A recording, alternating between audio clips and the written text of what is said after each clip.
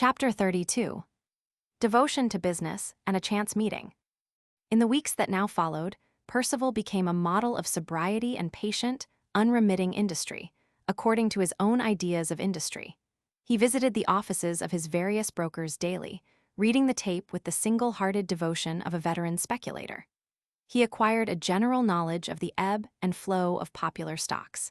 He frequently saw opportunities for quick profit in other stocks than the three he was dealing in, but he would not let himself be diverted. "I'm centering on those three," he told Uncle Peter. "When they win out, we'll take up some other lines. I could have cleared $250,000 in that Northern Pacific deal last week, as easy as not. I saw just what was being done by that Ledrick combine. But we've got something better, and I don't want to take chances on tying up some ready money we might need in a hurry. If a man gets started on those little side issues, he's too apt to lose his head. He jumps in one day and out the next and gets to be what they call a kangaroo down in the street. It's all right for amusement, but the big money is in cinching one deal and pushing hard. It's a bull market now, too. Buy-A-O-T is the good word any old thing, but I'm going to stay right by my little line." "You certainly have a genius for finance," declared Uncle Peter, with fervent admiration. "This going into business will be the mackin' of you. You'll be good for something else besides holdin' one of them dinky little teacups and talking about trouserings no matter what people say. Let 'em talk about you sayin' you'll never be anything like the man your pa was, you'll show 'em." And Percival, important with his secret knowledge of the great coup, went back to the ticker and laughed inwardly at the seasoned experts who frankly admitted their bewilderment as to what was doing in copper and Western trolley. "When it's all over," he confided gaily to the old man, "we ought to pinch off about 10% of the winnings and put up a monument to absinthe frappé the stuff Rilpin had been drinking that day.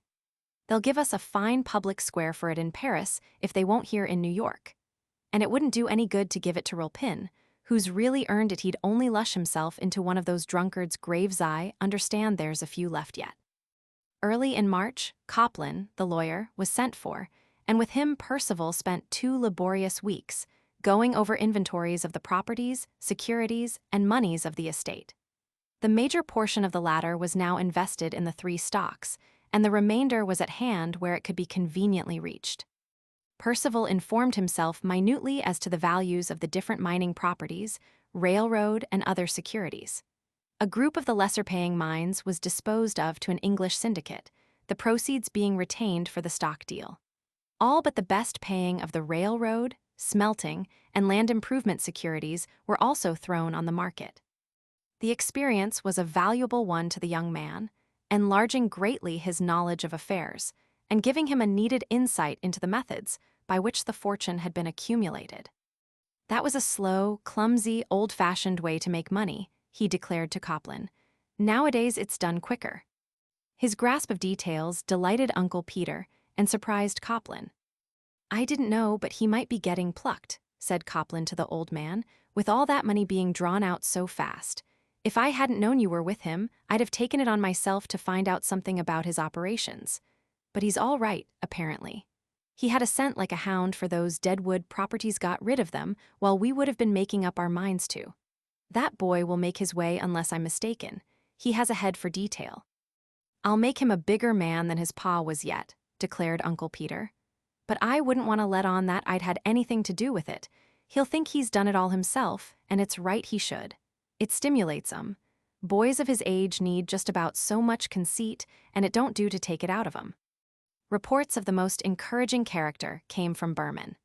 The deal in corn was being engineered with a riper caution than had been displayed in the ill-fated wheat deal of the spring before.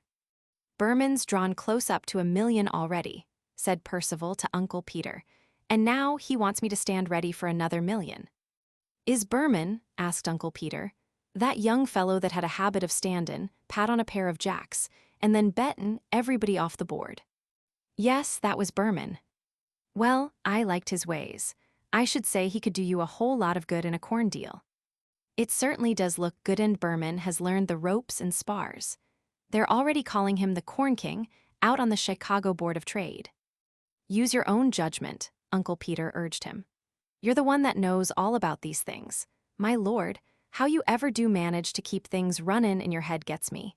If you got confidence in Berman, all I can say is, well, your pa was a fine judge of men, and I don't see why you shouldn't have the gift. Between you and me, Uncle Peter, I am a good judge of human nature, and I know this much about Berman. When he does win out, he'll win big, and I think he's going to whipsaw the market to a standstill this time for sure. Here's a little item from this morning's paper that sounds right, all along the line. Copper, corn, and cordage. There are just now 3 great movements in the market: copper trust stock, corn, and cordage stock. The upward movement in corn seems to be in the main not speculative, but natural, the result of a short supply and a long demand. The movements in copper and cordage trust stocks are purely speculative.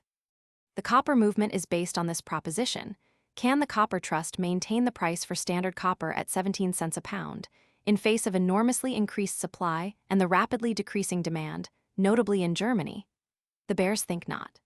The bulls, contrarily, persist in behaving as if they had inside information of a superior value. Just possibly a simultaneous rise in corn, copper, and cordage will be the next sensation in the trading world. You see, said Percival, they're beginning to wake up, down there, beginning to turn over in their sleep and mutter. Pretty soon they'll begin to stretch lazily. When they finally hear something drop and jump out of bed, it will be too late. The bulls will be counting their chips to cash in, and the man waiting around to put out the lights. And I don't see why Berman isn't as safe as I am. I don't either, said Uncle Peter. A short supply and a long demand, it would be a sin to let anyone else in. I'll just wire him we're on, and that we need all of that good thing ourselves.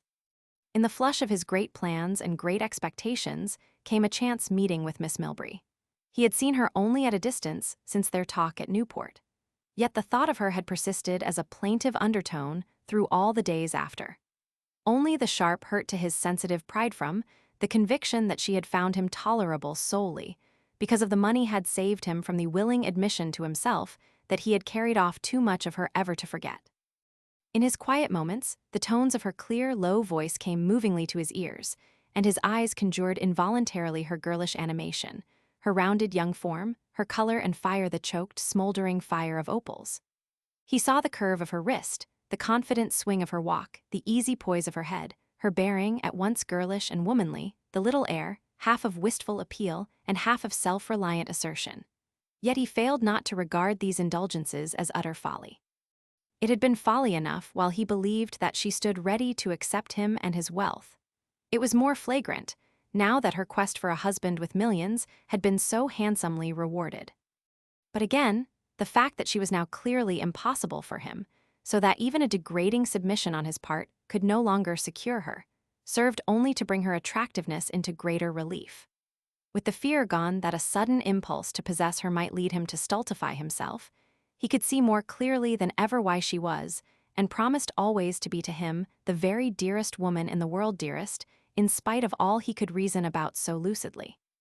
He felt then a little shock of unreasoning joy to find one night that they were dining together at the Oldacres.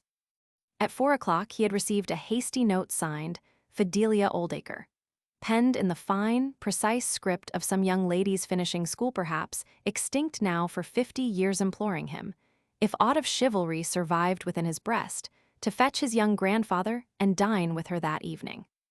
2 men had inconsiderately succumbed, at this 11th hour, to the prevailing grippe epidemic, and the lady threw herself confidently on the well-known generosity of the Bines mail.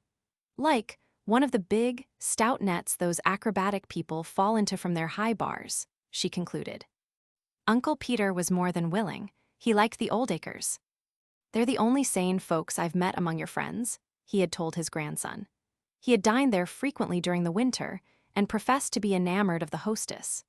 That fragile but sprightly bit of antiquity professed in turn to find Uncle Peter a very dangerous man among the ladies. They flirted outrageously at every opportunity, and Uncle Peter sent her more violets than many a popular debutante received that winter. Percival, with his new air of Wall Street operator, was inclined to hesitate. You know I'm up early now, Uncle Peter, to get the day's run of the markets before I go downtown, and a man can't do much in the way of dinners when his mind is working all day. Perhaps Mauburn will go.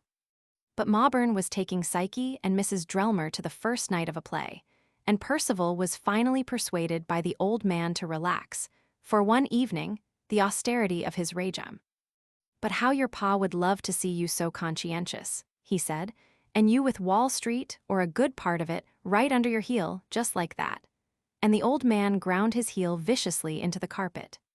When Percival found Shepler with Mrs. Van Geist and Miss Milbury among the Oldacres guests, he rejoiced.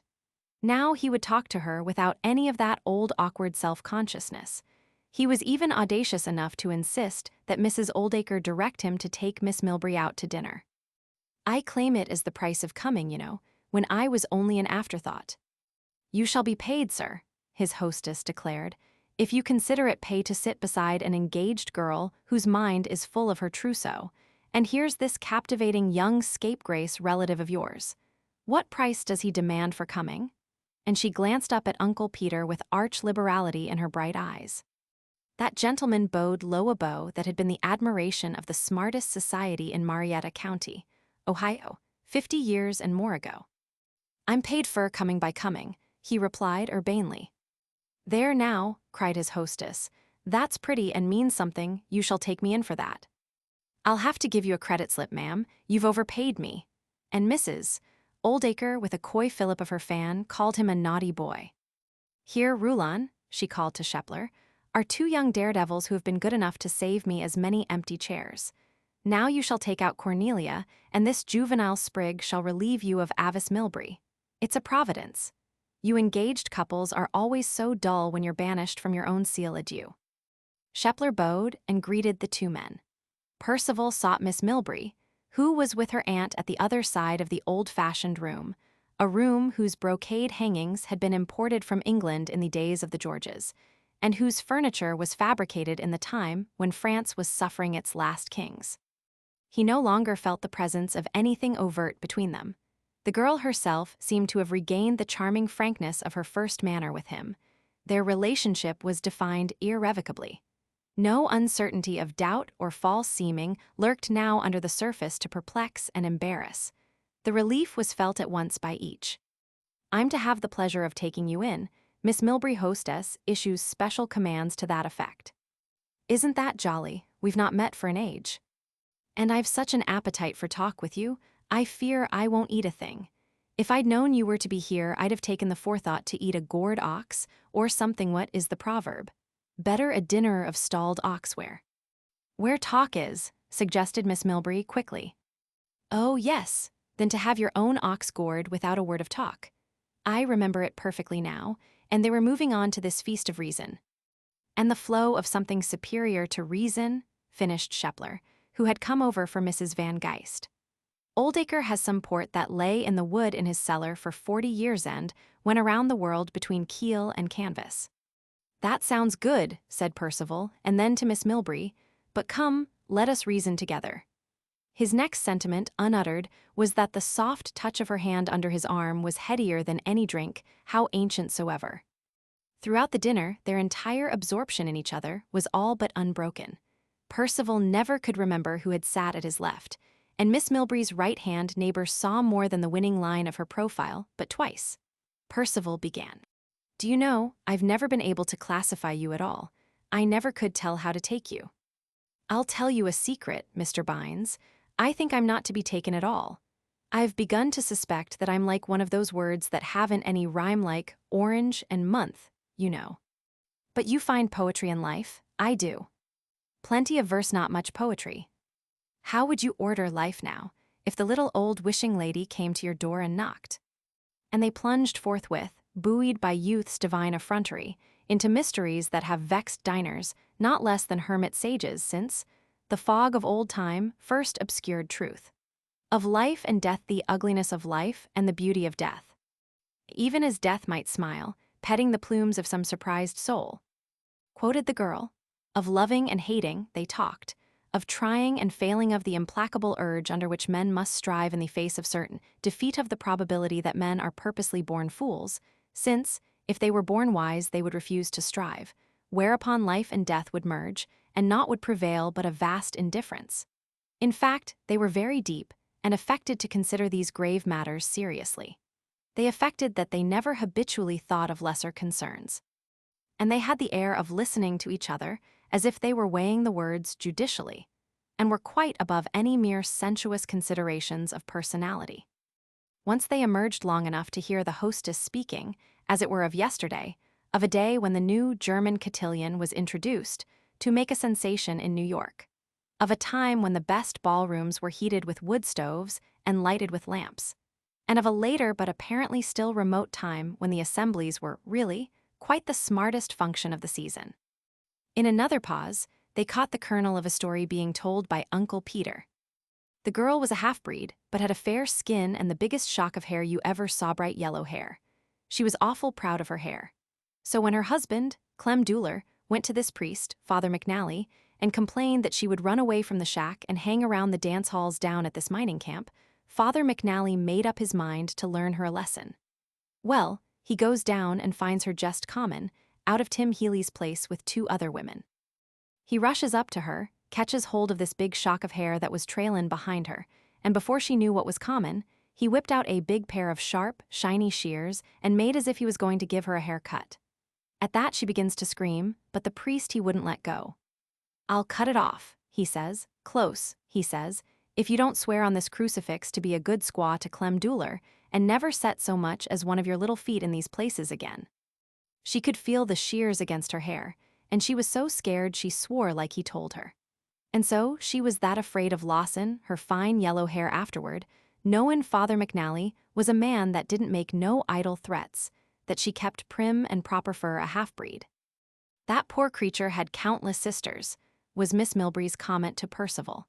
And they fell together once more in deciding whether, after all, the brightest women ever cease to believe that men are influenced most by surface beauties.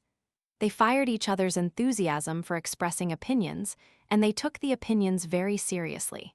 Yet of their meeting, to an observer, their talk would have seemed the part least worth recording. Twice Percival caught Shepler's regard bent upon them.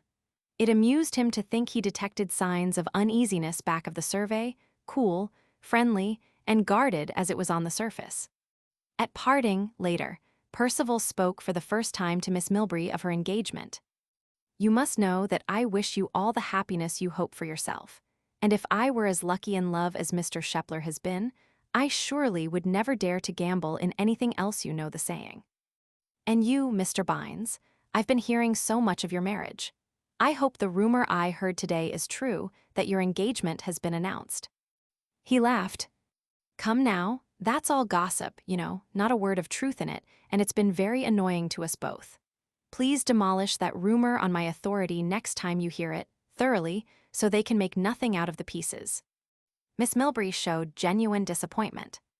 "I had thought naturally. The only member of that household I could marry is not suited to my age." Miss Milbury was puzzled. "But really, she's not so old." "No, not so very old. Still, she's going on 5, and you know how time flies and so much disparity in our ages, 21 years or so.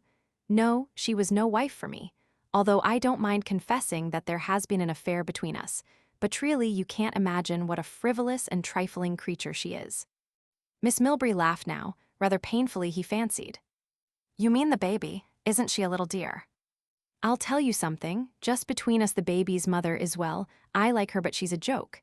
That's all a joke. I beg your pardon for talking of it. It had seemed so definite. They're waiting for me, good night, so glad to have seen you, and, nevertheless, she's a very practical joke." He watched her with frank, utter longing as she moved over to Mrs. Oldacre, tender, girlish, appealing, with the old air of timid wistfulness, kept guard over by her woman's knowledge. His fingers still curved, as if they were loth to forget the clasp of her warm, firm little hand. She was gowned in white fleece, and she wore one pink rose where she could bend her blue eyes down upon it. And she was going to marry Shepler for his millions. She might even yet regret that she had not waited for him when his own name had been written up as the Wizard of Markets and the Master of Millions. Since money was all she loved, he would show her that even in that he was preeminent, though he would still have none of her. And as for Shepler, he wondered if Shepler knew just what risks he might be taking on. Oh, Mutterchen, wasn't it the jolliest evening? They were in the carriage. Did you and Mr. Bines enjoy yourselves as much as you seemed to? And isn't his grandfather an old dear? What an interesting little story about that woman. I know just how she felt. You see, sir, she turned to Shepler, there is always a way to manage a woman. You must find her weakness. He's a very unusual old chap, said Shepler. I had occasion not long since to tell him that a certain business plan he proposed was entirely without precedent. His answer was characteristic. He said, "We make precedents in the West when we can't find one to suit us." It seemed so typical of the people to me. You never can tell what they may do. You see, they were started out of old ruts by some form of necessity, almost every one of them when they went west, and as necessity stimulates only the brightest people to action, those Westerners are apt to be of a pretty keen, active, and sturdy mental type. As this old chap says, they never hang back for lack of precedents, they go ahead and make them. They're not afraid to take sudden, queer steps. But really, I like them both. So do I, said his betrothed. Chapter 33. The Amateur Napoleon of Wall Street. At the beginning of April, the situation in the three stocks Percival had bought so heavily grew undeniably tense. Consolidated copper went from 109 to 103 in a week, but Percival's enthusiasm suffered little abatement from the drop. You see, he reminded Uncle Peter, it isn't exactly what I expected, but it's right in line with it, so it doesn't alarm me. I knew those fellows inside were bound to hammer it down if they could. It wouldn't faze me a bit if it sagged to 95. My, Uncle Peter exclaimed with warm approval, the way you master this business certainly does win me. I tell you, it's a mighty good thing we got your brains to depend on. I'm all right the other side of Council Bluffs, but I'm a tenderfoot here, sure, where everybody's trying to get the best of you. You see, out there, everybody tries to make the best of it, but here they try to get the best of it. I told that to one of them smarties last night, but you'll put them in their place all right. You know both ends of the game and the middle. We certainly got a right to be proud of you, son. Daniel J. liked big propositions himself, but, well, I'd just like to have him see the nerve you've showed, that's all. Uncle Peter's professions of confidence were unfailing, and Percival took new hope and faith in his judgment from them daily. Nevertheless, as the weeks passed, and the mysterious insiders succeeded in their design of keeping the stock from rising, he came to feel a touch of anxiety. More, indeed, than he was able to communicate to Uncle Peter, without confessing outright that he had lost faith in himself, that he was unable to do, even if it were true, which he doubted. The Bines fortune was now hanging, as to all but some of the Western properties, on the turning of the three stocks. Yet the old man's confidence in the young man's acumen was invulnerable. No shaft that Percival was able to fashion had point enough to pierce it, and he was both to batter it down, for he still had the gambler's faith in his luck. You got your father's head in business matters, was Uncle Peter's invariable response to any suggestion of failure. I know that much spite of what all these gossips say, and that's all I want to know. And of course you can't ever be no Shepler, less you take your share of chances. Only don't ask my advice. You're master of the game, and we're all layin' right smack down on your genius for it. Whereupon the young man, with confidence in himself newly inflated, would hurry off to the stock tickers. He had ceased to buy these stocks outright, and for several weeks had bought only on margins. There was one rule in poker your pa had, said Uncle Peter. If a hand is worth calling on, it's worth raising on. He just never would call. If he didn't think a hand was worth raising, he'd bunch it in with the discards and wait for another deal. I don't know much about the game, but he said it was a sound rule, and if it was sound in poker, why it's got to be sound in this game. That's all I can tell you. You know what you hold, and if 'tain't a hand to lay down, it must be a hand to raise on. Of course, if you'd been brash and ignorant in your first calculations, if you'd made a fool of yourself at the start, but shucks. You're the son of Daniel J. Bines, ain't you? The rule and the clever provocation had their effect. I'll raise as long as I have a chip left, Uncle Peter. Why, only today I had a tip that came straight from Shepler, though he never dreamed it would reach me. That Pacific cable bill is going to be rushed through at this session of Congress, sure, and that means enough increased demand to send Consolidated back where it was. And then, when it comes out that they've got those Rio Tinto mines by the throat, well, this anvil chorus will have to stop, and those federal oil sharks and Shepler will be wondering how I had the face to stay in. The published rumors regarding Consolidated began to conflict very sharply. Percival read them all hungrily, disregarding those that did not confirm his own opinions. He called them irresponsible newspaper gossip or believed them to be inspired by the clique for its own ends. He studied the history of copper until he knew all its ups and downs since the great electrical development began in 1887. When Fouts, the broker he traded most heavily with, suggested that the consolidated company was skating on thin ice, that it might indeed be going through the same experience that shattered the famous Secretan Corner a dozen years before, Percival pointed out unerringly the vital difference in the circumstances. The Consolidated had reduced the production of its controlled mines, and the price was bound to be maintained. When his advisor suggested that the companies not in the combine might cut the price, he brought up the very lively rumors of a gentleman's agreement with the non-combine producers. Of course, there's Calumet and Hecla. I know that couldn't be gunned into the combination.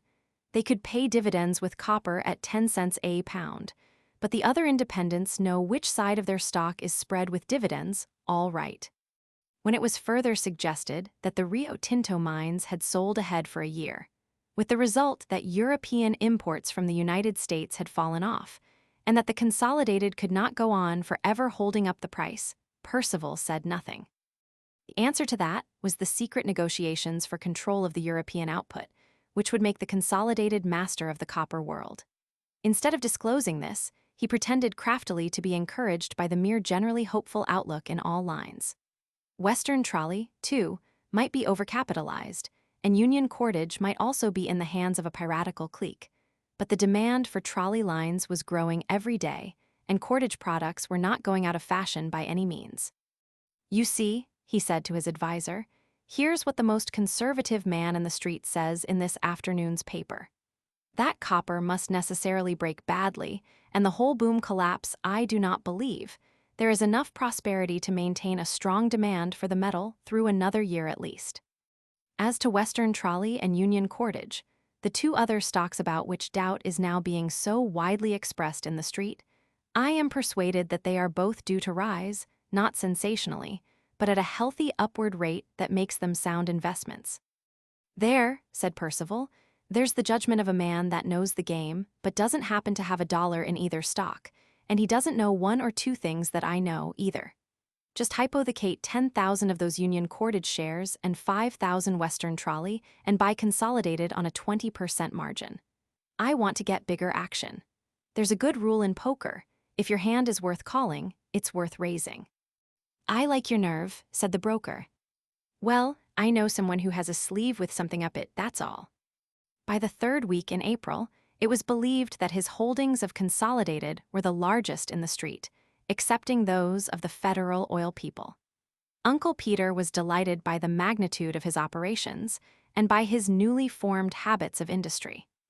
It'll be the makings of the boy, he said to Mrs. Bines in her son's presence.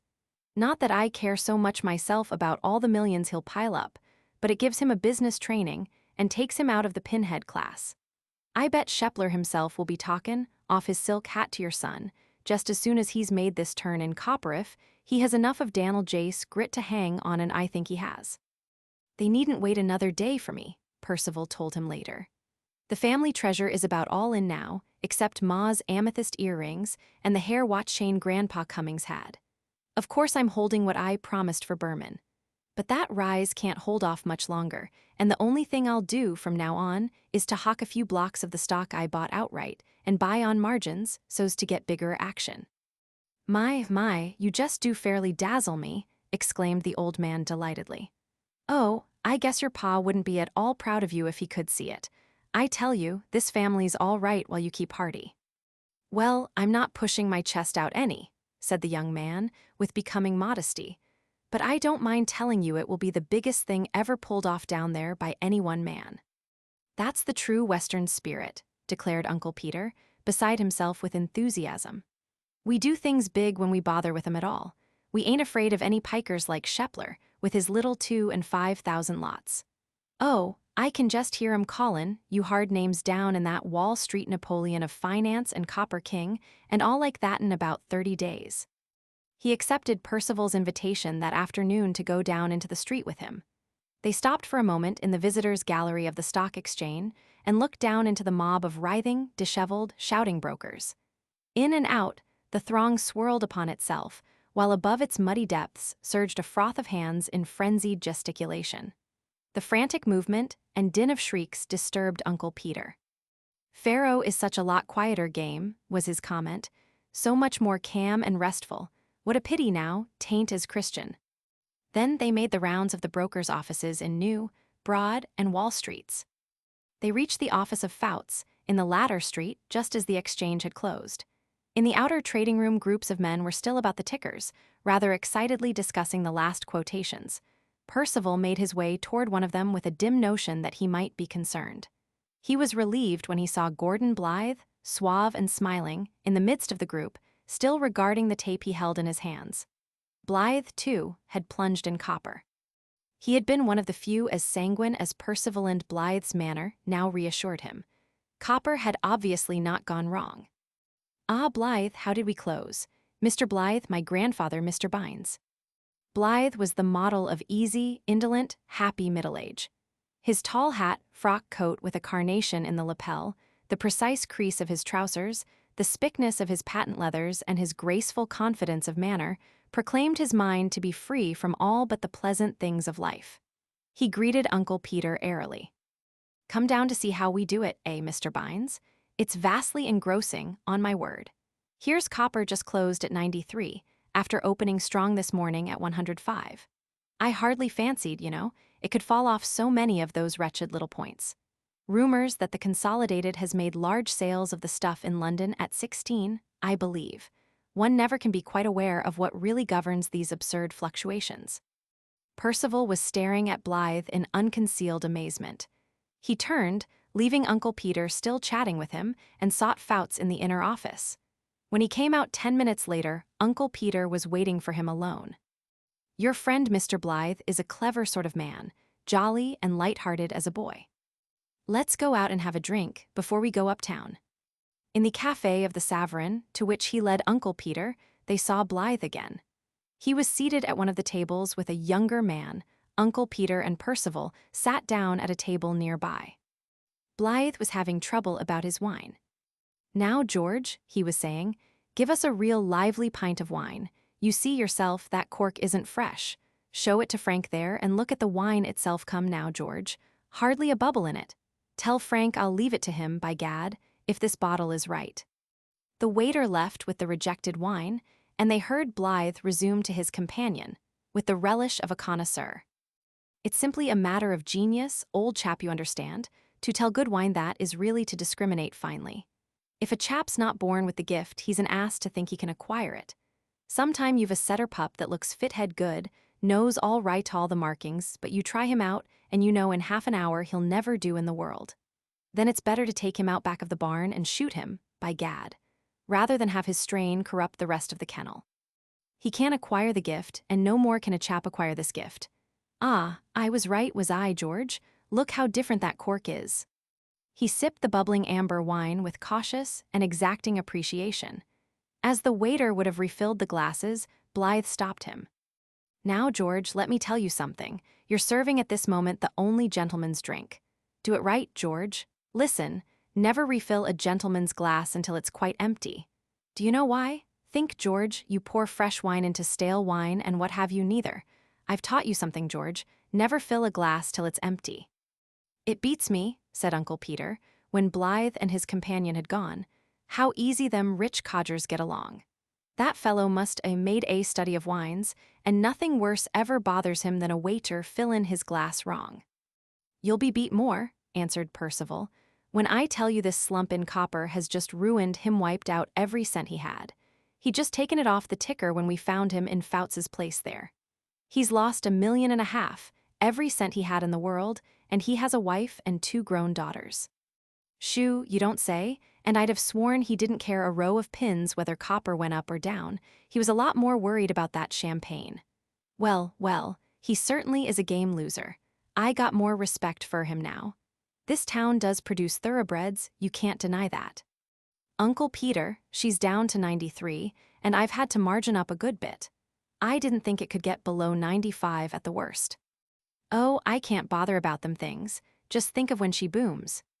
I do but say do, you think we better pinch our bets." Uncle Peter finished his glass of beer. "Lord, don't ask me," he replied, with the unconcern of perfect trust. "Of course if you've lost your nerve, or if you think all these things you been tellin' me was just some one foolin' you. No, I know better than that, and I haven't lost my nerve. After all, it only means that the crowd is looking for a bigger rake-off." "Your pa always kept his nerve," said Uncle Peter. "I've known him to make big money by keepin' it when other men lost theirs. Of course he had genius for it, and you're purty young yet." "I only thought of it for a minute. I didn't really mean it." They read the next afternoon that Gordon Blythe had been found dead of asphyxiation in a little downtown hotel under circumstances that left no doubt of his suicide.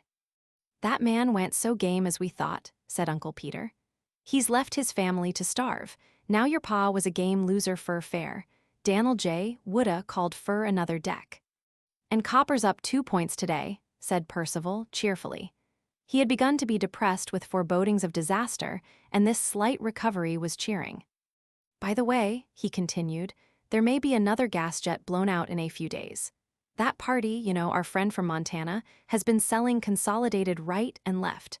Where do you suppose she got any such tip as that? Well, I'm buying and she's selling, and we'll have that money back. She'll be wiped off the board when Consolidated soars." Chapter 34. How the Chinook Came to Wall Street. The loss of much money is commonly a subject to be managed with brevity and aversion by one who sits down with the right reverence for sheets of clean paper. To bewail is painful. To affect lightness, on the other hand, would, in this age, savor of insincerity, if not of downright blasphemy. More than a bare recital of the wretched facts, therefore, is not seemly. The Bines fortune disappeared much as a heavy fall of snow melts under the Chinook wind. That phenomenon is not uninteresting. We may picture a far-reaching waste of snow, wind-furrowed until it resembles a billowy white sea frozen motionless. The wind blows half a gale, and the air is full of fine ice crystals that sting the face viciously. The sun, lying low on the southern horizon, seems a mere frozen globe, with lustrous pink crescents encircling it. One day the wind backs and shifts. A change portends. Even the herds of half-frozen range cattle sense it by some subtle beast knowledge. They are no longer afraid to lie down as they may have been for a week. The danger of freezing has passed. The temperature has been at 50 degrees below zero. Now, suddenly it begins to rise. The air is scarcely in motion, but occasionally it descends as out of a blast furnace from overhead. To the southeast is a mass of dull black clouds. Their face is unbroken. But the upper edges are ragged, torn by a wind not yet felt below. 2 hours later its warmth comes. In 10 minutes the mercury goes up 35 degrees.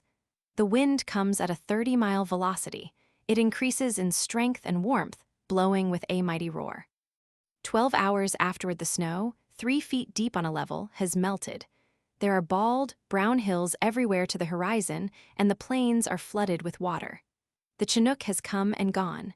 In this manner suddenly went the Bines fortune. April 30th, Consolidated copper closed at 91. 2 days later, May 2d, the same ill-fated stock closed at 5 Ella drop of 40 points. Roughly, the decline meant the loss of $100 million to the 15,000 shareholders. From every city of importance in the country came tales more or less tragic of holdings wiped out, of ruined families, of defalcations and suicides. The losses in New York City alone were said to be 50 millions. A few large holders, reputed to enjoy inside information, were said to have put their stock aside and sold short in the knowledge of what was coming. Such tales are always popular in the street. Others not less popular had to do with the reasons for the slump. Many were plausible. A deal with the Rothschilds for control of the Spanish mines had fallen through. Or, again, the slaughter was due to the Shepler group of federal oil operators who were bent on forcing someone to unload a great quantity of the stock so that they might absorb it. The immediate causes were less recondite. The Consolidated Company, so far from controlling the output, was suddenly shown to control actually less than 50% of it. Its efforts to amend or repeal the hardy old law of supply and demand had simply met with the indifferent success that has marked all such efforts since the first attempted corner in stone hatchets, or mastodon tusks, or whatever it may have been. In the language of one of its newspaper critics, The trust had been founded on misconception and prompted along lines of self-destruction. Its fundamental principles were the restriction of product, the increase of price, and the throttling of competition, a trinity that would wreck any combination, business, political, or social. With this generalization, we have no concern. As to the copper situation, the comment was pat. It had been suddenly disclosed, not only that no combination could be made to include the European mines, but that the consolidated company had an unsold surplus of 150,000,000 pounds of copper, that it was producing 20 million pounds a month more than could be sold, and that it had made large secret sales abroad at from 2 to 3 cents below the market price. As if fearing that these adverse conditions did not sufficiently ensure the stock's downfall, the Shepler group of federal oil operators beat it down further with what was veritably a golden sledge. That is, they exported gold at a loss. At a time when obligations could have been met more cheaply with bought bills, they sent out many golden cargoes at an actual loss of $300 on the $500,000. As money was already dear, and thus became dearer, the temptation and the means to hold copper stock, in spite of all discouragements, were removed from the paths of hundreds of the harried holders. Incidentally, Western Trolley had gone into the hands of a receiver, a failure involving another $100 million, and Union Cordage had fallen 35 points through sensational disclosures as to its overcapitalization. Into this maelstrom of a panic market, the Bines fortune had been sucked with a swiftness so terrible that the family's chief advising member was left dazed and incredulous. For 2 days, he clung to the ticker tape as to a lifeline. He had committed the millions of the family as lightly as ever he had staked $100 on the turn of a card or left 10 on the change tray for his waiter. Then he had seen his cunningly built foundations, rested upon with hopes so high for 3 months, melt away like snow when the blistering Chinook comes. It has been thought wise to adopt 2 somewhat differing similes in the foregoing, in order that the direness of the tragedy may be sufficiently apprehended. The morning of the first of the 2 last awful days, he was called to the office of Fouts and Hendricks by telephone. Something going to happen in Consolidated today. He had hurried downtown, flushed with confidence. He knew there was but one thing could happen. He had reached the office at 10 and heard the first vicious little click of the ticker, that beating heart of the stock exchanges. It began the unemotional story of what men bought and sold over on the floor. Its inventor died in the poorhouse, but capital would fare badly without his machine. Consolidated was down 3 points. The crowd about the ticker grew absorbed at once. Reports came in over the telephone. The bears had made a set for the stock. It began to slump rapidly. As the stock was goaded down, point by point, the crowd of traders waxed more excited. As the stock fell, the banks requested the brokers to margin up their loans, and the brokers, in turn, requested Percival to margin up his trades. The shares he had bought outright went to cover the shortage in those he had bought on a 20% margin. Loans were called later, and marginal accounts wiped out with appalling informality. Yet when Consolidated suddenly rallied 3 points just at the close of the day's trading, he took much comfort in it as an omen of the morrow. That night, however, he took but little satisfaction in Uncle Peter's renewed assurances of trust in his acumen. Uncle Peter, he decided all at once, was a fatuous, doddering old man, unable to realize that the whole fortune was gravely endangered. And with the gambler's inveterate hope that luck must change, he forbore to undeceive the old man. Uncle Peter went with him to the office next morning, serenely interested in the prospects. "You got your pa's way of taking hold of big propositions. That's all I need to know," he reassured the young man cheerfully. Consolidated copper opened that day at 78 and went by 2 o'clock to 51. Percival watched the decline with a conviction that he was dreaming. He laughed to think of his relief when he should awaken. The crowd surged about the ticker, and their voices came as from afar. Their acts all had the weird inconsequence of the people we see in dreams. Yet presently it had gone too far to be amusing. He must arouse himself and turn over on his side. In 5 minutes, according to the dream, he had lost $5 million as nearly as he could calculate. Losing $1 million a minute, even in sleep, he thought, was disquieting. Then upon the tape, he read another chapter of disaster. Western Trolley had gone into the hands of a receiver, a fine, fat, promising stock ruined without a word of warning. And while he tried to master this news, the horrible clicking thing declared that Union Cordage was selling down to 58, a drop of exactly 35 points since morning. Fouts, with a slip of paper in his hand, beckoned him from the door of his private office. He went dazedly in to him and was awakened from the dream that he had been losing a fortune in his sleep. Coming out after a few moments, he went up to Uncle Peter, who had been sitting, watchful but unconcerned, in one of the armchairs along the wall. The old man looked up inquiringly. "Come inside, Uncle Peter." They went into the private office of Fouts. Percival shut the door, and they were alone. "Uncle Peter, Berman's been suspended on the Board of Trade. Fouts just had this over his private wire. Corn broke today." "That so? Oh, well, maybe it was worth a couple of million to find out Berman plays corn like he plays poker. 'Twas if you couldn't get it for any less." "Uncle Peter, we're wiped out." "How wiped out? What do you mean, son?" "We're done, I tell you. We needn't care a damn now where copper goes to. We're out of it, and Uncle Peter, we're broke." "Out of copper, broke, but you said," he seemed to be making an effort to comprehend. His lack of grasp was pitiful. "Out of copper, but there's Western Trolley and that cordage stock." "Everything wiped out? I tell you, Union Cordage gone down 35 points. Somebody let out the inside secrets and God only knows how far Western Trolley's gone down. Are you all in?" "Every dollar, you knew that. But say," he brightened out of his despair, "there's the one girl a good producer Shepler knows the property Sheplers in this block, and he was gone." The old man strolled out into the trading room again. A curious, grim smile softened his square jaw for a moment. He resumed his comfortable chair and took up a newspaper, glancing incidentally at the crowd of excited men about the tickers. He had about him that air of repose which comes to big men who have stayed much in big out-of-door solitudes. "Ain't he a nervy old guy?" said a crisp little money broker to Fouts. "They're wiped out, but you wouldn't think he cared any more about it than Mike the porter with his brass polish out there." The old man held his paper up, but did not read. Percival rushed in by him, beckoning him to the inner room. "Shepler's all right about the one girl. He'll take a mortgage on it for 200,000 if you'll recommend it only he can't get the money before tomorrow. There's bound to be a rally in this stock, and we'll go right back for some of the hair of the why what's the matter Uncle Peter."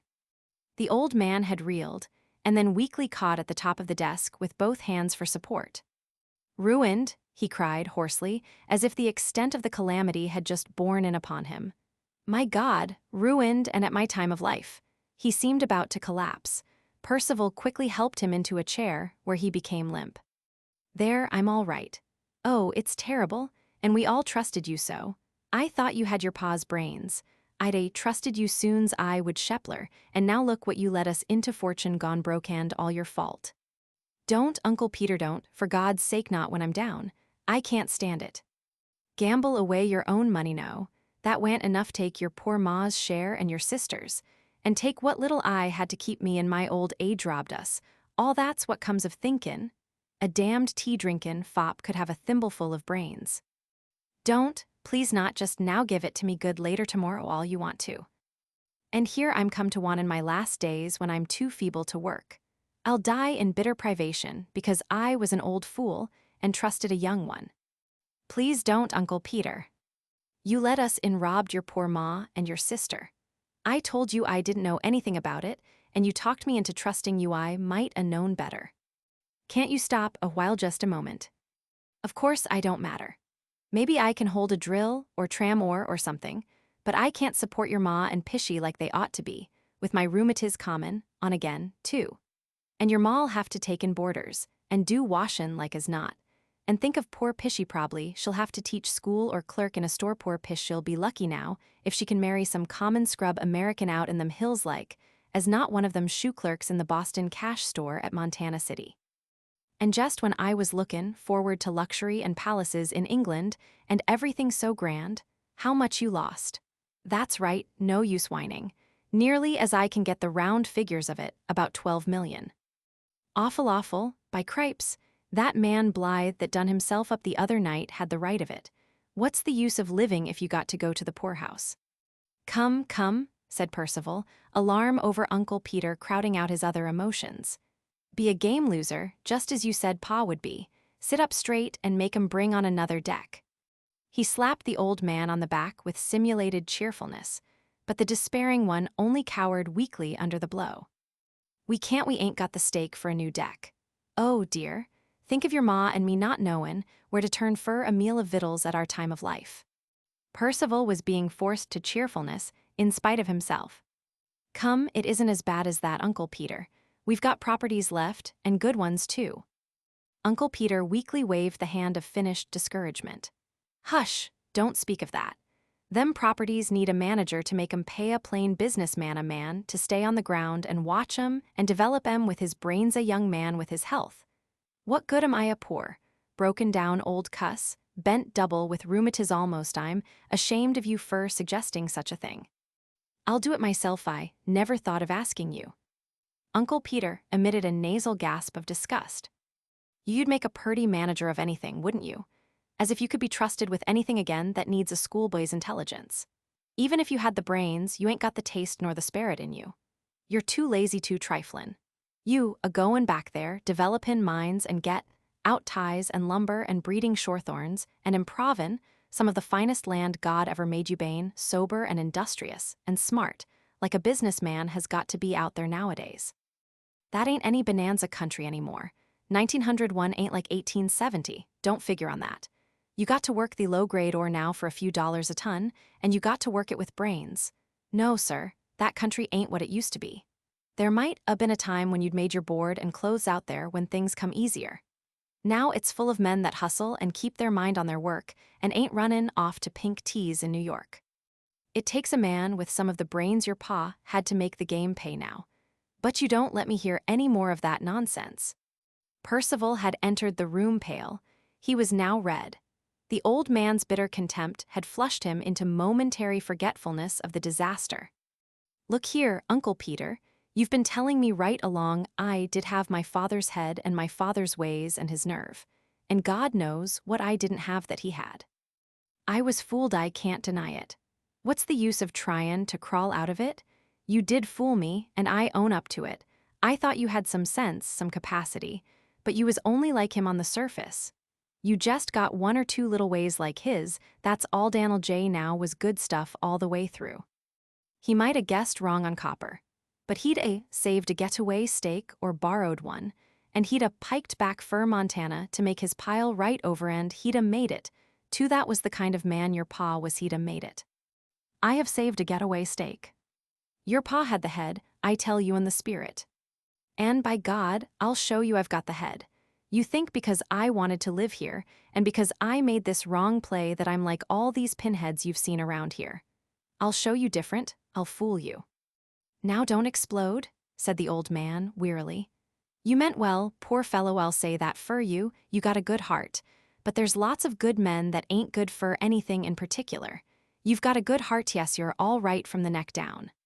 See here, said Percival more calmly. Listen, I've got you all into this thing and played you broke against copper, and I'm going to get you out, understand that. The old man looked at him pityingly. I tell you I'm going to get you out. I'm going back there and get things in action, and I'm going to stay by them. I've got a good idea of these properties, and you hear me, now I'll finish with a bankroll that'll choke Red Bank Cannon. Fouts knocked and came in. Now you go along uptown, Uncle Peter. I want a few minutes with Mr. Fouts, and I'll come to your place at 7. The old man arose dejectedly. Don't let me interfere a minute with your financial operations. I'm too old a man to be around in folks' way. He slouched out with his head bent. A moment later, Percival remembered his last words, also his reference to Blythe. He was seized with fear for what he might do in his despair. Uncle Peter would act quickly if his mind had been made up. He ran out into Wall Street and hurried up to Broadway. A block off on that crowded thoroughfare, he saw the tall figure of Uncle Peter turning into the door of a saloon. He might have bought poison. He ran the length of the block and turned in. Uncle Peter stood at one end of the bar with a glass of creamy beer in front of him. At the moment Percival entered, he was enclosing a large slab of Swiss cheese between 2 slices of rye bread. He turned and faced Percival, looking from him to his sandwich with vacant eyes. I'm that wrought up and distressed, son, I hardly know what I'm doin'. Look at me now with this stuff in my hands. I just wanted to be sure you were all right, said Percival, greatly relieved. All right, the old man repeated. All right, my God ruined, there's nothin' left to do now. He looked absently at the sandwich and bit a generous semicircle into it. I don't see how you can eat, Uncle Peter. It's so horrible. I don't myself. It ain't a healthy appetite, can't be, must be some kind of a fever inside of me, I s'pose, from all this trouble. And now I've come to poverty and want in my old age. Say, son, I believe there's just one thing you can do to keep me from goin' crazy. Name it, Uncle Peter, you bet I'll do it. Well, it ain't much, of course. I wouldn't expect you to do all them things you was just braggin' about back there about goin' to work the properties, and all that. You would do it if you could, I know, but it ain't that. All I ask is, don't play this Wall Street game anymore. If we can save out enough by good luck to keep us decently, so your ma won't have to take boarders, why, don't you go and lose that, too. Don't mortgage the one girl. I may be sort of superstitious, but somehow, I don't believe Wall Street is your game. Course, I don't say you ain't got a game of some kind, but I got one of them presentiments that it ain't Wall Street. I don't believe it is, Uncle Peter. I won't touch another share, and I won't go near Shepler again. We'll keep the one girl. He called a cab for the old man and saw him started safely off uptown. At the hotel, Uncle Peter met Billy Brew flourishing an evening paper that flared with exclamatory headlines. It's all in the papers, Uncle Peter. Dead broke, ain't it awful, Billy? Say, Uncle Peter, you said you'd raise hell and you done it. You done it good, didn't you? Chapter 35. The news broken, whereupon an engagement is broken. At 7, Percival found Uncle Peter at his hotel, still in abysmal depths of woe. Together, they went to break the awful news to the unsuspecting Mrs. Bines and Psyche. If you'd only learned something useful while you had the chance, began Uncle Peter, dismally, as they were driven to the Hightower. How to do tricks with cards, or how to sing funny songs, like that little friend of yours from Baltimore you was tellin' me about. Look at him now. He didn't have anything but his own ability. He could tell you every time what card you was thinkin' about, and do a skirt dance, and give comic recitations, and imitate a dog fight out in the backyard. And now he's married to one of the richest ladies in New York. Why couldn't you been learnin' some of them clever things, so you could married some good-hearted woman with lots of money? But no. Uncle Peter's tones were bitter to excess. You was a rich man's son, and raised in idleness, and now, when the rainy days come, you can't even take a white rabbit out of a stovepipe hat. To these senile maunderings Percival paid no attention. When they came into the crowd and lights of the Hightower, he sent the old man up alone. You go, please, and break it to them, Uncle Peter. I'd rather not be there just at first. I'll come along in a little bit. So Uncle Peter went, protesting that he was a broken old man and a cumberer of God's green earth. Mrs. Bines and Psyche had that moment sat down to dinner. Uncle Peter's manner at once alarmed them. It's all over, he said, sinking into a chair. Why, what's the matter, Uncle Peter? Percival has. Mrs. Bines arose quickly, trembling. There, I just knew it, it's all over. He's been struck by one of those terrible automobiles, oh. Take me to where he is. He ain't been run over, he's gone broke, lost all our money, every last cent. He hasn't been run over and killed. He's ruined us, I tell you, Marthy, lost every cent of our money in Wall Street. Hasn't he been hurt at all? Not even his leg broke or a big gash in his head and knocked senseless. That boy never had any sense. I tell you, he's lost all our money. And he ain't a bit hurt, nothing the matter with him. Ain't any more hurt than you or me this minute. You're not fooling his mother, Uncle Peter. I tell you he's alive and well, only he's lost your money and Pish's and mine and his own. Mrs. Bines breathed a long, trembling sigh of relief and sat down to the table again. Well, no need to scare a body out of their wits. Scaring his mother to death won't bring his money back, will it? If it's gone, it's gone. But Ma, it is awful, cried Psyche. Listen to what Uncle Peter says. We're poor, don't you understand?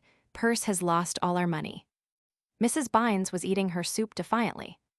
Long's he's got his health, she began. And me windin' up in the poorhouse, whined Uncle Peter. Think of it, Ma, "Oh, what shall we do?" Percival entered. Uncle Peter did not raise his head. Psyche stared at him. His mother ran to him, satisfied herself that he was sound in wind and limb, that he had not treacherously donned his summer underwear, and that his feet were not wet. Then she led him to the table. "Now you sit right down here and take some food. If you're all right, everything is all right." With a weak attempt at his old gaiety, he began. "Really, Mrs. Crackenthorpe," but he caught Psyche's look and had to stop. "I'm sorry, sis, clear into my bones. I made an ass of myself, a regular fool right from the factory." "Never mind, my son, eat your soup," said his mother. And then, with honest intent to comfort him, "Remember that saying of your pa's, it takes all kinds of fools to make a world." "But there ain't any fool like a damn fool," said Uncle Peter shortly. "I been a-tellin' him." "Well, you just let him alone. You'll spoil his appetite first thing you know. My son, eat your soup now before it gets cold." "If I only hadn't gone in so heavy," groaned Percival. "Or, if I'd only got tied up in some way for a few weeks, something I could tide over." "Yes," said Uncle Peter, with a cheerful effort at sarcasm. "It's always easy to think up a lot of holes you could get out of some different kind of a hole besides the one you're in. That's all some folks can do when they get in one hole, they say. Oh, if I was only in that other one now, how slick I could climb out. I ain't ever met a person yet was satisfied with the hole they was in. Always some complaint to make about 'em. And I had a chance to get out a week ago." "Yes, and you wouldn't take it. Of course you knew too much swellin'. Around here about Bain, a Napoleon of finance and a Shepler and a wizard of Wall Street, and all that kind of guff, and you wouldn't take your chance, and old Mr. Chance went right off and left you, that's what. I tell you, what some folks need is a breed of chances that'll stand without hitchin'." Percival braced himself and began on his soup. Illustration: "Remember that saying of your posit, takes all kinds of fools to make a world." "Never you mind, Uncle Peter. You remember what I told you. That takes a different man from what you are, if your pa was alive now." "But what are we going to do?" cried Psyche. "First thing you'll do," said Uncle Peter promptly, "you go write a letter to that beau of yourn, tellin' him it's all off. You don't want to let him be the one to break it because you lost your money, do you? You go sign his release right this minute." "Yes, you're right, Uncle Peter. I suppose it must be done, but the poor fellow really cares for me." "Oh, of course," answered the old man. "It'll fairly break his heart. You do it just the same." She withdrew, and presently came back with a note which she dispatched to Mauburn. Percival and his mother had continued their dinner, the former shaking his head between the intervals of the old man's lashings and appearing to hold silent converse with himself. This was an encouraging sign. It is a curious fact that people never talk to themselves except triumphantly. In moments of real despair, we are inwardly dumb. But observe the holders of imaginary conversations. They are conquerors to the last one. They administer stinging rebukes that leave the adversary writhing. They rise to alpine heights of pure wisdom and power, leaving him to flounder ignobly in the mire of his own fatuity. They achieve repartee the brilliance of which dazzles him to contemptible silence. If statistics were at hand, we should doubtless learn that no man has ever talked to himself save by way of demonstrating his own godlike superiority, and the tawdry impotence of all obstacles and opponents. Percival talked to himself, and mentally lived the next 5 years in a style that reduced Uncle Peter to grudging but imperative awe for his superb gifts of administration. He bathed in this imaginary future as in the waters of omnipotence. As time went on, he foresaw the shafts of Uncle Peter being turned back upon him with such deadliness that, by the time the roast came, his breast was swelling with pity for that senile scoffer. Uncle Peter had first declared that the thought of food sickened him. Prevailed upon at last by Mrs. Bines to taste the soup, he was soon eating as those present had of late rarely seen him eat. "'Tain't a natural appetite, though," he warned them. "It's a kind of a mania before I go all to pieces, I s'pose." "Nonsense, we'll have you all right in a week," said Percival. "Just remember that I'm going to take care of you." "My son can do anything he makes up his mind to," declared Mrs. Bines, "just anything he lays out to do." They talked until late into the night of what he should lay out to do. Meantime, the stronghold of Mauburn's optimism was being desperately stormed. In an evening paper, he had read of Percival's losses. The afternoon press of New York is not apt to understate the facts of a given case. Though Count Mauburn Reed stated that the young Western millionaire had beggared his family. Mauburn had gone to his room to be alone with this bitter news. He had begun to face it when Psyche's note of release came. While he was adjusting this development, another knock came on his door. It was the same maid who had brought Psyche's note. This time, she brought what he saw to be a cablegram. "Excuse me, Mr. Mauburn. Now this came early today and you wasn't in your room, and when you came in Mrs. Ferguson forgot it till just now." He tore open the envelope and read. "Male twins born to Lady Castlethorpe, mother and sons doing finely." Henky. Mauburn felt the rock foundations of Manhattan Island to be crumbling to dust. For an hour he sat staring at the message. He did not talk to himself once. Then he hurriedly dressed, took the note and the cablegram and sought Mrs. Drelmer. He found that capable lady gowned for the opera. She received his bits of news with the aplomb of a resourceful commander. "Now, don't go seedy all at once, you've a chance." "Hang it all, Mrs. Drelmer, I've not. Life isn't worth living." "Tut-tut, death isn't either." "But we'd have been so nicely set up, even without the title, and now Bines, the clumsy ass, has come this infernal cropper and knocked everything on the head. I say, it's beastly." "Hush and let me think." He paced the floor while his matrimonial advisor tapped a white-kitted foot on the floor and appeared to read plans of new battle in a mother-of-pearl paper knife, which she held between the tips of her fingers. "I have it and will do it quickly, Mrs. Wybert." Mauburn's eyes opened widely. "That absurd old Peter Bines has spoken to me of her 3 times lately. She's made a lot more money than she had in the same copper deal, and she'd a lot to begin with. I wondered why he spoke so enthusiastically of her, and I don't see now, but... Well, she'll take you, and you'll be as well set up as you were before. Listen, I met her last week at the Critchleys. She spoke of having seen you. I could see she was dead set to make a good marriage. She wanted to marry Fred Milbury, but Horace and his mother wouldn't hear of it after Avis became engaged to Rulon Shepler. I'm in the Critchleys' box tonight, and I understand she's to be there. Leave it to me. Now it's after 9, so run along." "But, Mrs. Drelmer, there's that poor girl, she cares for me. And I like her immensely. Truly I do, and she's a trumpsy where she says here she couldn't possibly leave her people now they've come down even, if matters were not otherwise impossible." "Well, you see, they're not only otherwise impossible, but everywise impossible. What could you do? Go to Montana with them and learn to be an Indian? Don't for heaven's sake sentimentalize. Go home and sleep like a rational creature. Come in by 11 tomorrow. Even without the title, you'll be a splendid match for Mrs. Wybert, and she must have a tidy lot of millions after this deal." Sorely distressed, he walked back to his lodgings in 32nd Street. Wild, quixotic notions of sacrifice flooded his mood of dejection. If the worst came, he could go west with the family and learn how to do something. And yet Mrs. Wybert. Of course it must be that. The other idea was absurd, too wild for serious consideration. He was 30 years old, and there was only one way for an English gentleman to live, even if it must break the heart of a poor girl who had loved him devotedly, and for whom he had felt a steady and genuine affection. He passed a troubled night. Down at the hotel of Peter Bines was an intimation from Mrs. Wybert herself, bearing upon this same fortuity. When Uncle Peter reached there at 2 a.m., he found in his box a small scented envelope, which he opened with wonder. 2 enclosures fell out.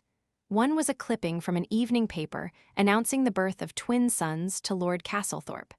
The other was the card he had left with Mrs. Wybert on the day of his call, his name on one side, announcing him, on the other the words he had written. "Sell consolidated copper all you can until it goes down to 65. Do this up to the limit of your capital, and I will make good anything you lose. Peter Bines." He read the note. "Arlingham Hotel, 7:30. Mr. Peter Bines. Dear Sir, you funny old man, you. I don't pretend to understand your game, but you may rely on my secrecy. I am more grateful to you than words can utter, and I will always be glad to do anything for you. Yours very truly, Blanche Catherton Wybert. P.S. About that other matter you will see from this notice, I cut from the paper that the party won't get any title at all now, so a dead swell New York man is in every way more eligible. In fact, the other party is not to be thought of for one moment, as I am positive you would agree with me. He tore the note and the card to fine bits. It does beat all, he complained later to Billy Brew. Put a beggar on horseback, and they begin right away to fuss around because the bridle ain't set with diamonds, give 'em a little, and they want the whole ball of wax. That's right, said Billy Brew, with the quick sympathy of the experienced. That guy that doped me, he wa'n't satisfied with my good $30 wad. Not by no means. He had to go take my breastpin nugget from the early bird. At 11 o'clock the next morning, Mauburn waited in Mrs. Drelmer's drawing room for the news she might have. When that competent person sailed in, he saw temporary defeat written on her brow. His heart sank to its low level of the night before. Well, I saw the creature, she began, and it required no time at all to reach a very definite understanding with her. I had feared it might be rather a delicate matter, talking to her at once, you know, when we needed to hurry, but she's a woman one can talk to. She's made heaps of money, and the poor thing is society mad, so afraid the modish world won't take her at her true value, but she talked very frankly about marriage really. She's cool-headed for all the fire she seems to have, and the short of it is that she's determined to marry some one of the smart men here in New York. The creature's fascinated by the very idea. Did you mention me? You may be sure I did, but she'd read the papers, and, like so many of these people, she has no use at all for an Englishman without a title. Of course, I couldn't be too definite with her, but she understood perfectly, and she let me see she wouldn't hear of it at all, so she's off the list. But don't give up. Now there's. But Mauburn was determinedly downcast.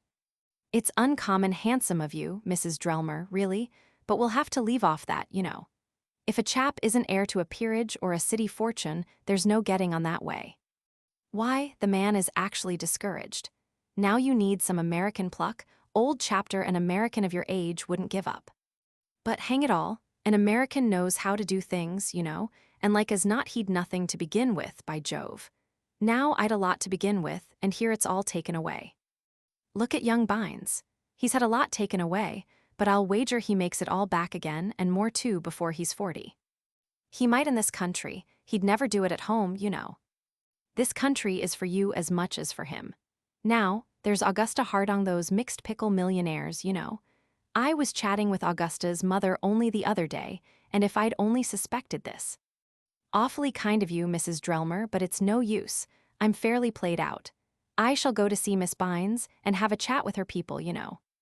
Now, for heaven's sake, don't make a silly of yourself, whatever you do.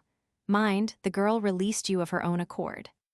Awfully obliged. I'll think about it jolly well first. See you soon. Goodbye, and Mauburn was off.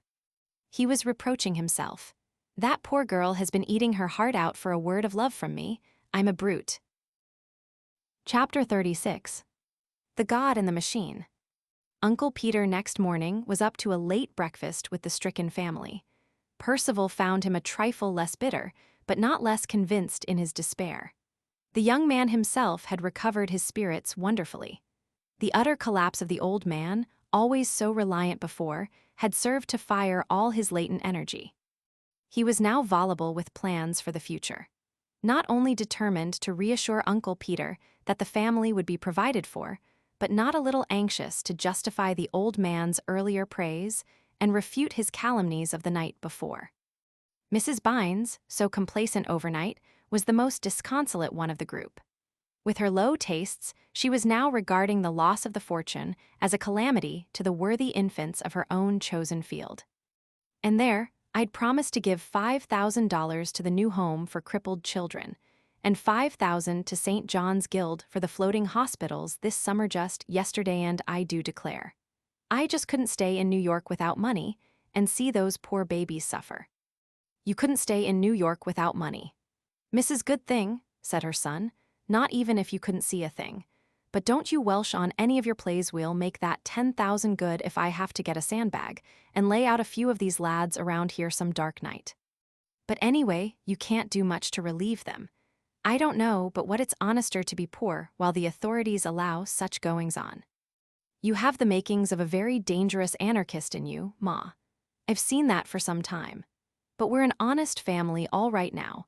with the exception of a few properties that I'll have to sit up with night sit right by their sick beds and wake them up to take their medi every half hour. Now, my son, don't you get to going without your sleep, began his mother. And wasn't it lucky about my sending that note to George, said Psyche. Here in this morning's paper, we find he isn't going to be Lord Castlethorpe, after all. What could I have done if we hadn't lost the money? From which it might be inferred that certain people who had declared Miss Bines to be very hard-headed were not so far wrong as the notorious casual observer is very apt to be. Never you mind, sis, said her brother cheerfully. We'll be all right yet. You wait a little and hear Uncle Peter take back what he said about me. Uncle Peter, I'll have you taking off that hat of yours every time you get sight of me in about a year. He went again over the plans. The income from the one girl was to be used in developing the other properties. The stock ranch up on the Bitter Root, the other mines that had been worked but little and with crude appliances, the irrigation and land improvement enterprises, and the big timber tracts. I got something of an idea of it when Uncle Peter took me around summer before last, and I learned a lot more getting the stuff together with Copland. Now, I'm ready to buckle down to it. He looked at Uncle Peter, hungry for a word of encouragement to soothe the hurts the old man had put upon him. But all Uncle Peter would say was, "That sounds very well," compelling the inference that he regarded sound and substance as phenomena not necessarily related. "But give me a chance, Uncle Peter.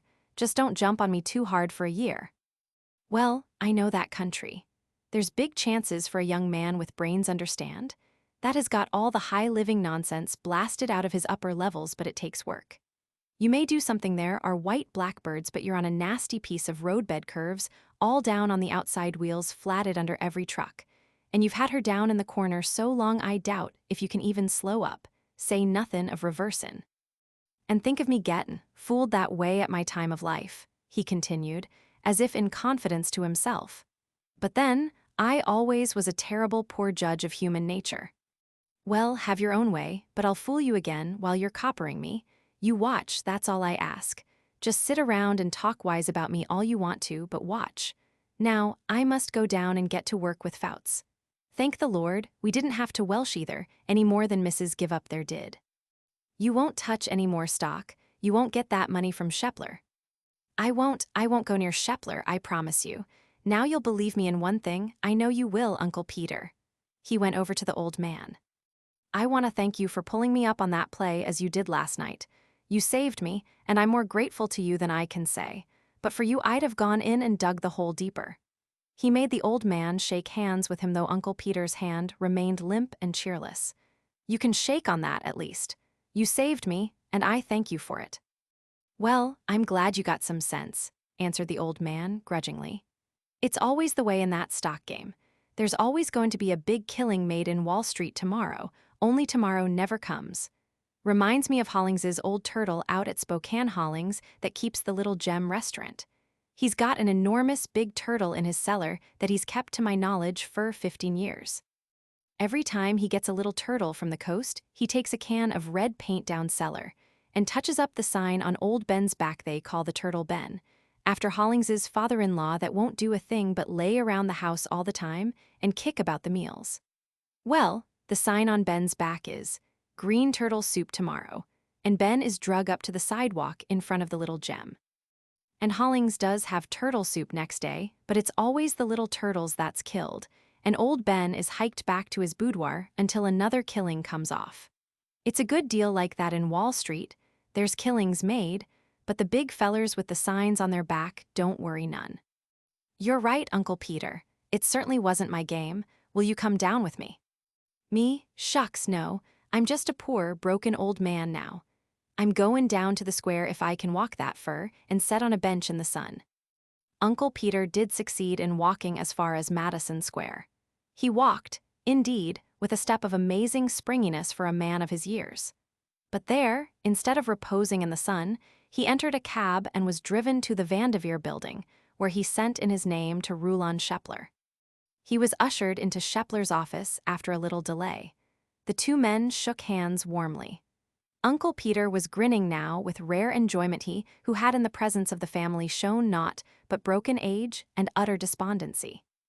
You roughhoused the boy considerable yesterday." "I never believed the fellow would hold on," said Shepler. "I'm sure you're right in a way about the West.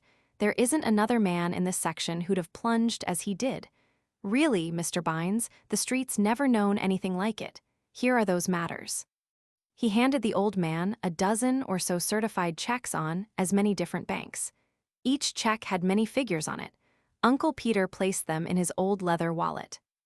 "I knew he'd plunge," he said, taking the chair proffered him, near Shepler's desk. "I knew he was a natural-born plunger, and I knew that once he gets an idea in his head you can't blast it out.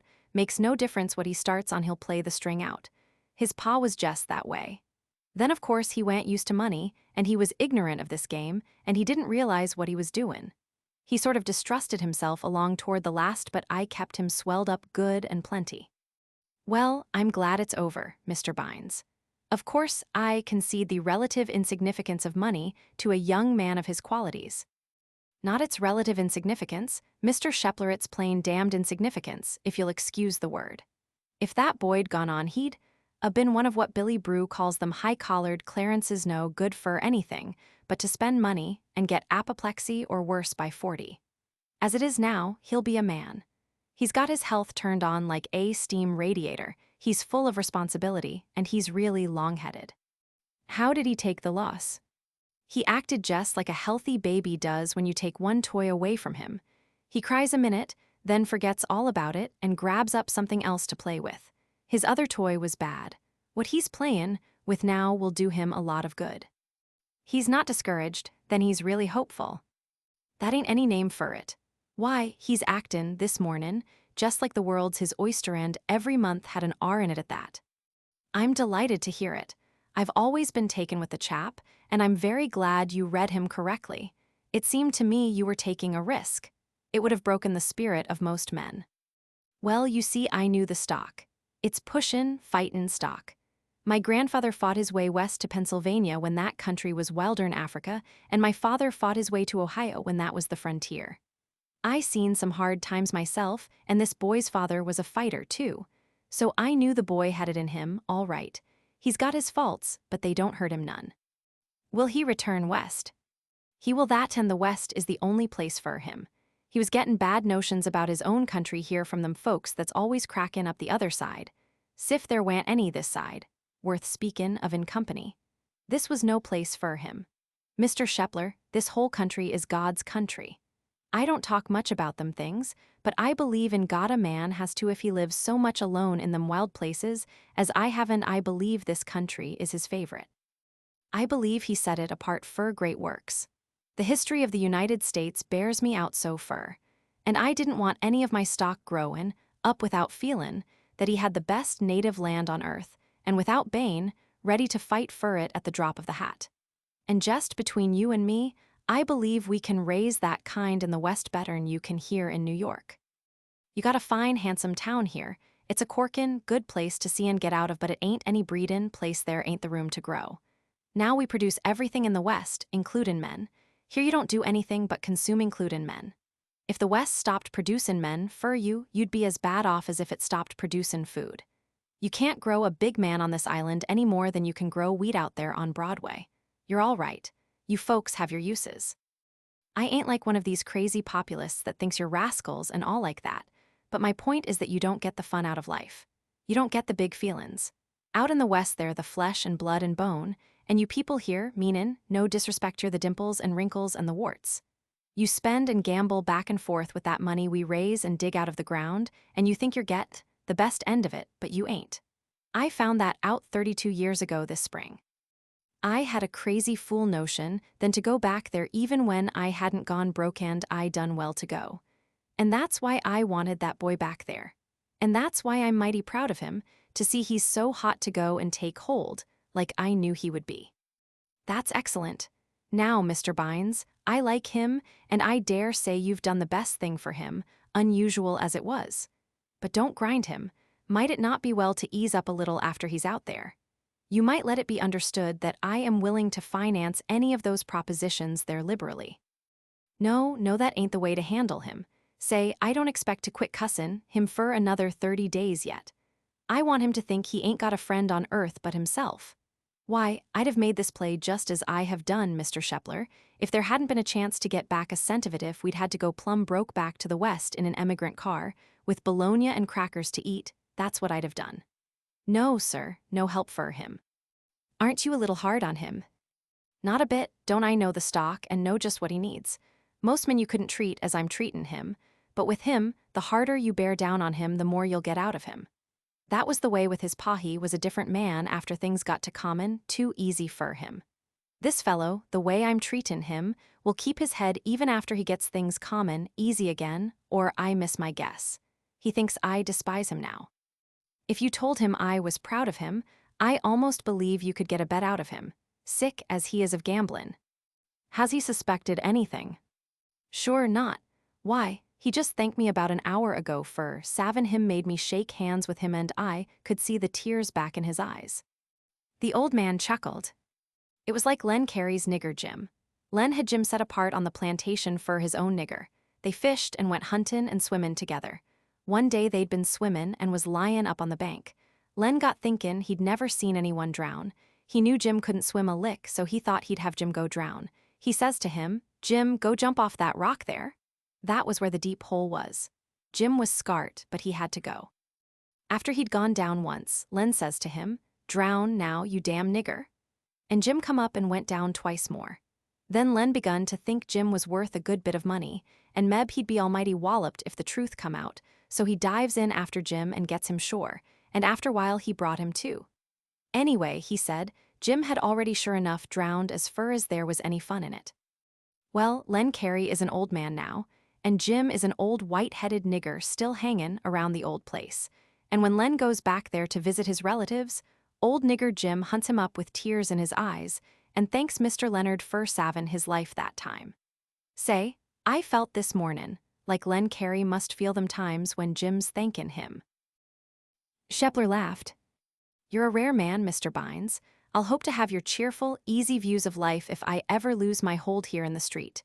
I hope I'll have the old Bines philosophy and the young Bines spirit. That reminds me, he continued as Uncle Peter rose to go, we've been pretty confidential, Mr. Bines, and I don't mind telling you I was a bit afraid of that young man until yesterday. Oh, not on the stock proposition. On another matter. You may have noticed that night at the Old Acres well, women, Mr. Bines, are uncert. I know something about markets and the ways of a dollar, but all I know about women is that they're good to have. You can't know any more about them, because they don't know any more themselves. Just between us, now, I never felt any too sure of a certain young woman's state of mind until copper reached 51 and Union cordage had been blown up from inside. They parted with warm expressions of goodwill, and Uncle Peter, in high spirits at the success of his machinations, had himself driven uptown. The only point where his plans had failed was in Mrs. Wybert's refusal to consider Mauburn after the birth of the Castlethorpe twins. Yet he felt that matters, in spite of this happening, must go as he wished them to. The Englishman Uncle Peter cherished the strong anti-British sentiment peculiar to his generation would surely never marry a girl who was all but penniless, and the consideration of an alliance with Mrs. Wybert, when the fortune should be lost, had after all been an incident a means of showing the girl, if she should prove to be too deeply infatuated with Mauburn for her own peace of mind, how unworthy and mercenary he was. For he had meant, in that event, to disillusion her by disclosing something of Mrs. Wybert's history the woman Mauburn should prefer to her. He still counted confidently on the loss of the fortune sufficing to break the match. When he reached the Hightower that night for dinner, he found Percival downstairs in great glee over what he conceived to be a funny situation. Don't ask me, Uncle Peter. I couldn't get it straight, but as near as I could make out, Mauburn came up here afraid the blow of losing him was going to kill Sis with a broken heart, and Sis was afraid the blow was going to kill Mauburn because she wouldn't have married him anyway, rich or poor, after he'd lost the title. They found each other out some way, and then Mauburn accused her of being heartless, of caring only for his title, and she accused him of caring only for her money, and he insisted she ought to marry him anyway, but she wouldn't have it because of the twins. Uncle Peter rubbed his big brown hands with the first signs of cheerfulness he had permitted Percival to detect in him. Good for pish, that's the way to take down them conceited Britishers. But then they went at matters again from a new standpoint, and the result is they've made it up. What, has them precious twin Castlethorpes perished? Not at all, both doing finely haven't even had colic growing fast probably learned to say, fancy, now, by this time. But Mauburn's going west with us if we'll take him. Get out. Fact, say, it must have been an awful blow to him when he found Sis wouldn't think of him at all without his title, even if she was broke. They had a stormy time of it from all I can hear. He said he was strong enough to work and all that, and since he'd cared for her, and not for her money, it was low down of her to throw him over. Then she said she wouldn't leave her mother and us, now that we might need her, not for him or any other man, and he said that only made him love her all the more, and then he got chesty, and said he was just as good as any American, even if he never would have a title. So pretty soon, they got kind of interested in each other again, and by the time I came home, it was all over. They ratified the preliminary agreement for a merger. Well, I snum. That's right, go ahead and snum. I'd snum myself if I knew how it knocked me. Better come upstairs and congratulate the happy couple.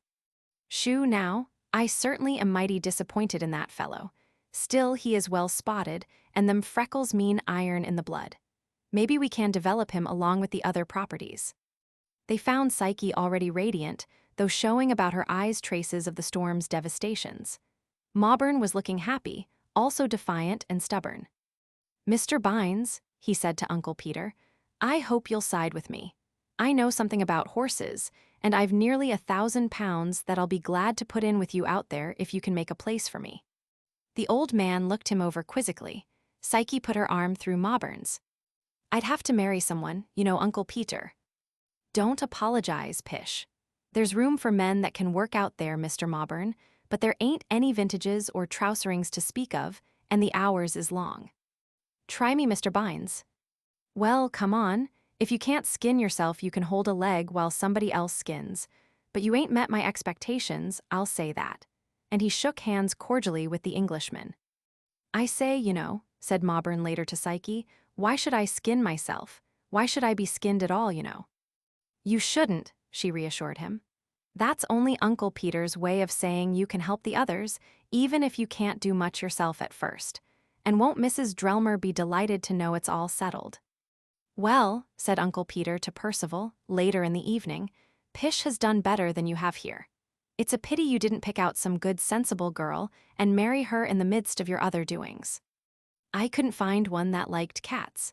I saw a lot that suited every other way, but I always said to myself, remember Uncle Peter's warning? So I'd go to an animal store and get a basket of kittens and take them around, and not one of the dozen stood your test. Of course, I'd never disregard your advice. Remarked Uncle Peter, in a tone to be noticed for its extreme dryness. Too bad, though you certainly need a wife to take the conceit out of you. I lost that in the street, along with the rest. Well, son, I ain't no ways alarmed, but what you'll soon be on your feet again in that respect, say, by next Tuesday or Wednesday. I wish the money was common back as easy. Well, there are girls in Montana City. You could do worse. That reminds me I happened to meet Shepler today, and he got kind of confidential talkin' over matters. He said he'd never really felt sure about the affections of a certain young woman, especially after that night at the Oldacres. He'd never felt dead sure of her until you went broke. He said you never could know anything about a woman, not really. He knows something about that one, all right, if he knows she wouldn't have any use for me now. Shepler's coming on with the ladies. I feel quite hopeful about him. Chapter 37. The departure of Uncle Peter and some German philosophy. The Bineses, with the exception of Psyche, were at breakfast a week later. Miss Bines had been missing since the day that Mr. and Mrs. Cecil G. H. Mauburn had left for Montana City to put the Bines home in order. Uncle Peter and Mrs. Bines had now determined to go, leaving Percival to follow when he had closed his business affairs. It's like starting west again to make our fortune, said Uncle Peter. He had suffered himself to regain something of his old cheerfulness of manner. I wish you two would wait until they can get the car here and go back with me, said Percival. We can go back in style even if we didn't save much more than a getaway steak. But his persuasions were unavailing. I can't stand it another day, said Mrs. Bines, And those letters keep coming in from poor suffering people that haven't heard the news. I'm too restless to stay, declared Uncle Peter. I declare, with spring all greenin', up this way I'd be found campin', up in Central Park some night and took off to the calaboose. I just got to get out again where you can feel the wind blow and see 100 miles and don't have to dodge horseless horse cars every minute. It's a wonder one of 'em ain't got me in this town. You come on in the car and do the style fur the family. One of them common Pullmans is good enough fur Marthy and me. And besides, I got to get Billy Brew back. He's goin' plumb daft lookin' night and day fur that man that got his $30 and his breastpin. He says there'll be an ambulance backed up at the spot where he meets him makes no difference if it's right on Fifth Avenue. Billy's kind of nearsighted at that, so I'm mortal afraid he'll make a mistake one of these nights and take some honest man's money and trinkets away from him. Well, here's a Sun editorial to take back with us, said Percival. You remember we came east on one. He read aloud. The great fall in the price of copper, Western trolley, and cordage stocks has ruined thousands of people all over this country. These losses are doubtless irreparable so far as the stocks in question are concerned. The losers will have to look elsewhere for recovery. That they will do so with good courage is not to be doubted. It might be argued with reasonable plausibility that Americans are the greatest fatalists in the world, the readiest to take chances, and the least given to whining when the cards go against them.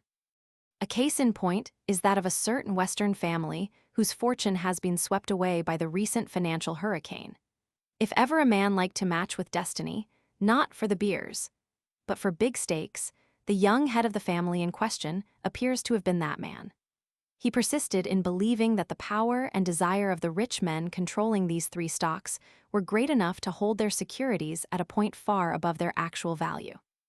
In this persistence, he displayed courage worthy of a better reward. A courage, moreover, the gambler's courage that is typically American. Now he has had a plenty of that pleasure of losing which, in Mr. Fox's estimation, comes next to the pleasure of winning.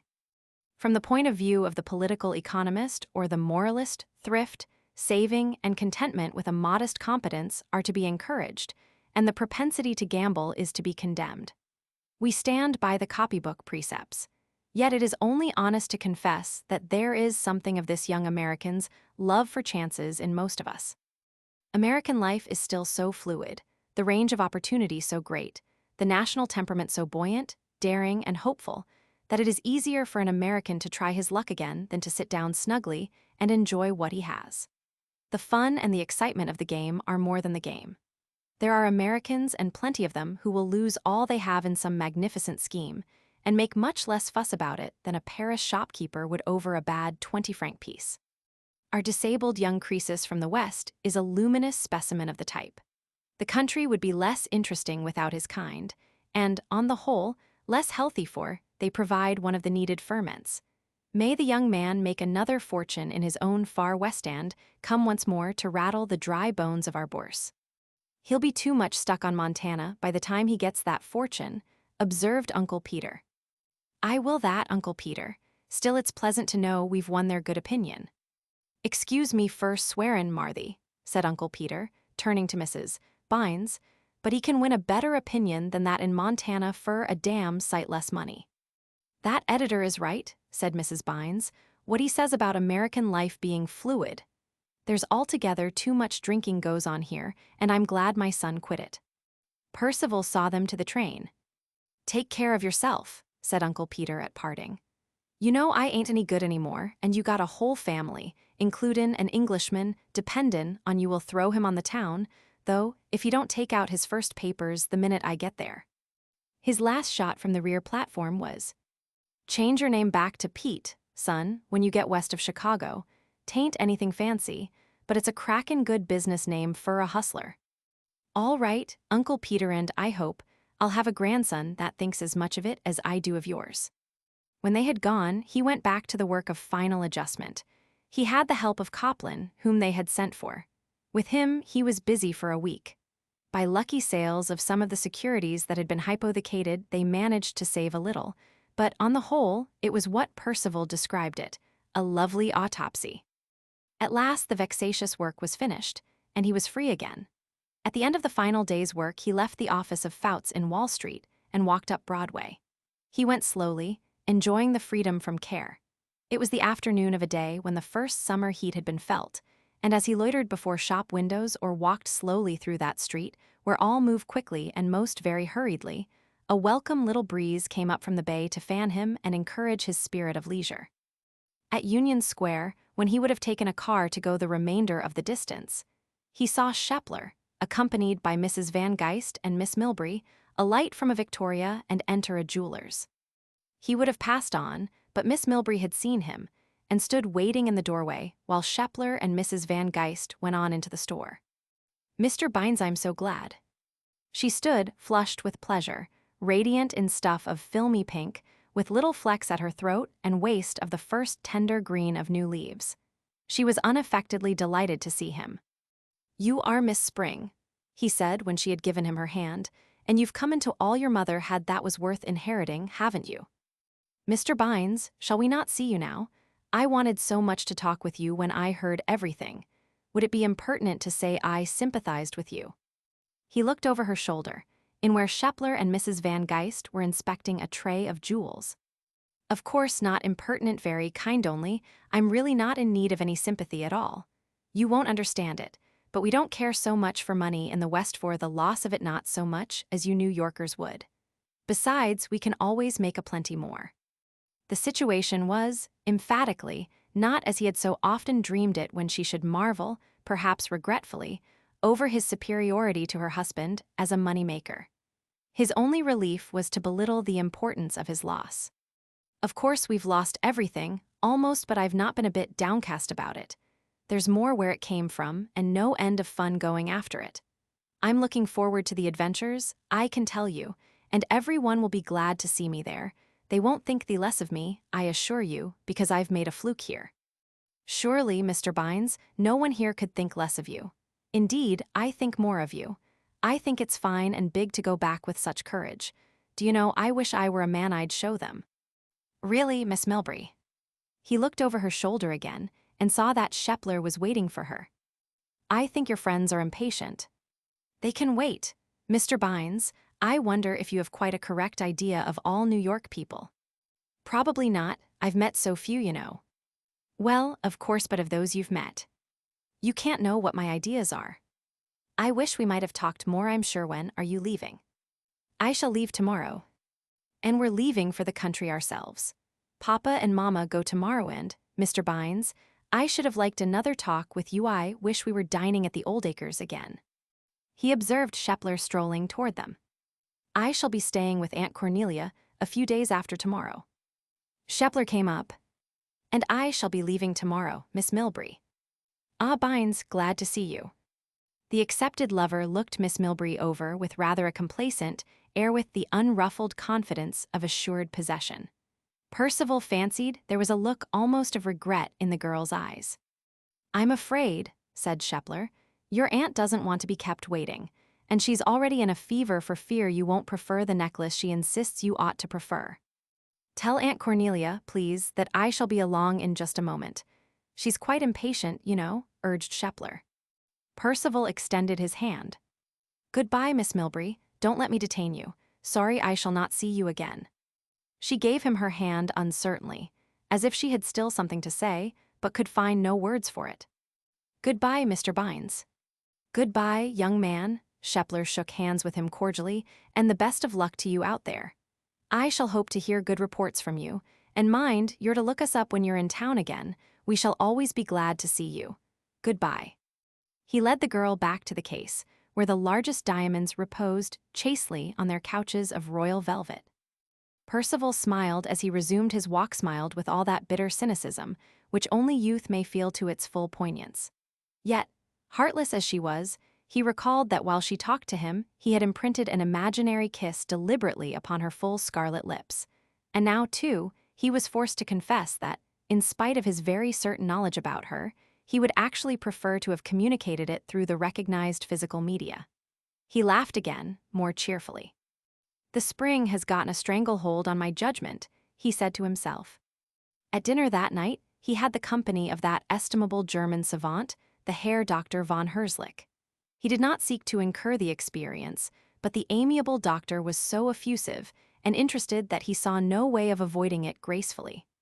Returned from his archaeological expedition to Central America, the doctor was now on his way back to Marburg. "I pleasure much in your news," said the cheerful man over his first glass of Rhine wine with the olive in it. "You shall now, if I have misapprehended you not, develop a new strongness of the character." Percival resigned himself to listen. He was not unfamiliar with the lot of one who dines with the learned von Herzlick. "Now he's off," he said to himself. "Ach, it is but now that you shall begin to live. Is it not that while you planned the money amassing you were deferring to live yes, until some day when you had so much more? Yes. A common thought failure, it is a common failure of the to take thoughtedness of life, its capacities, and the intentions of the scheme under which we survive. Ach, so few humans learn that this invitation to live specifies not the hours, like a 5 o'clock. It says so well as Father Mother Nature has learned to write the words to our unseeing eyes at once. But we ever put off the living we are invited to at once until tomorrow, next day, next year, until this or that be done or won.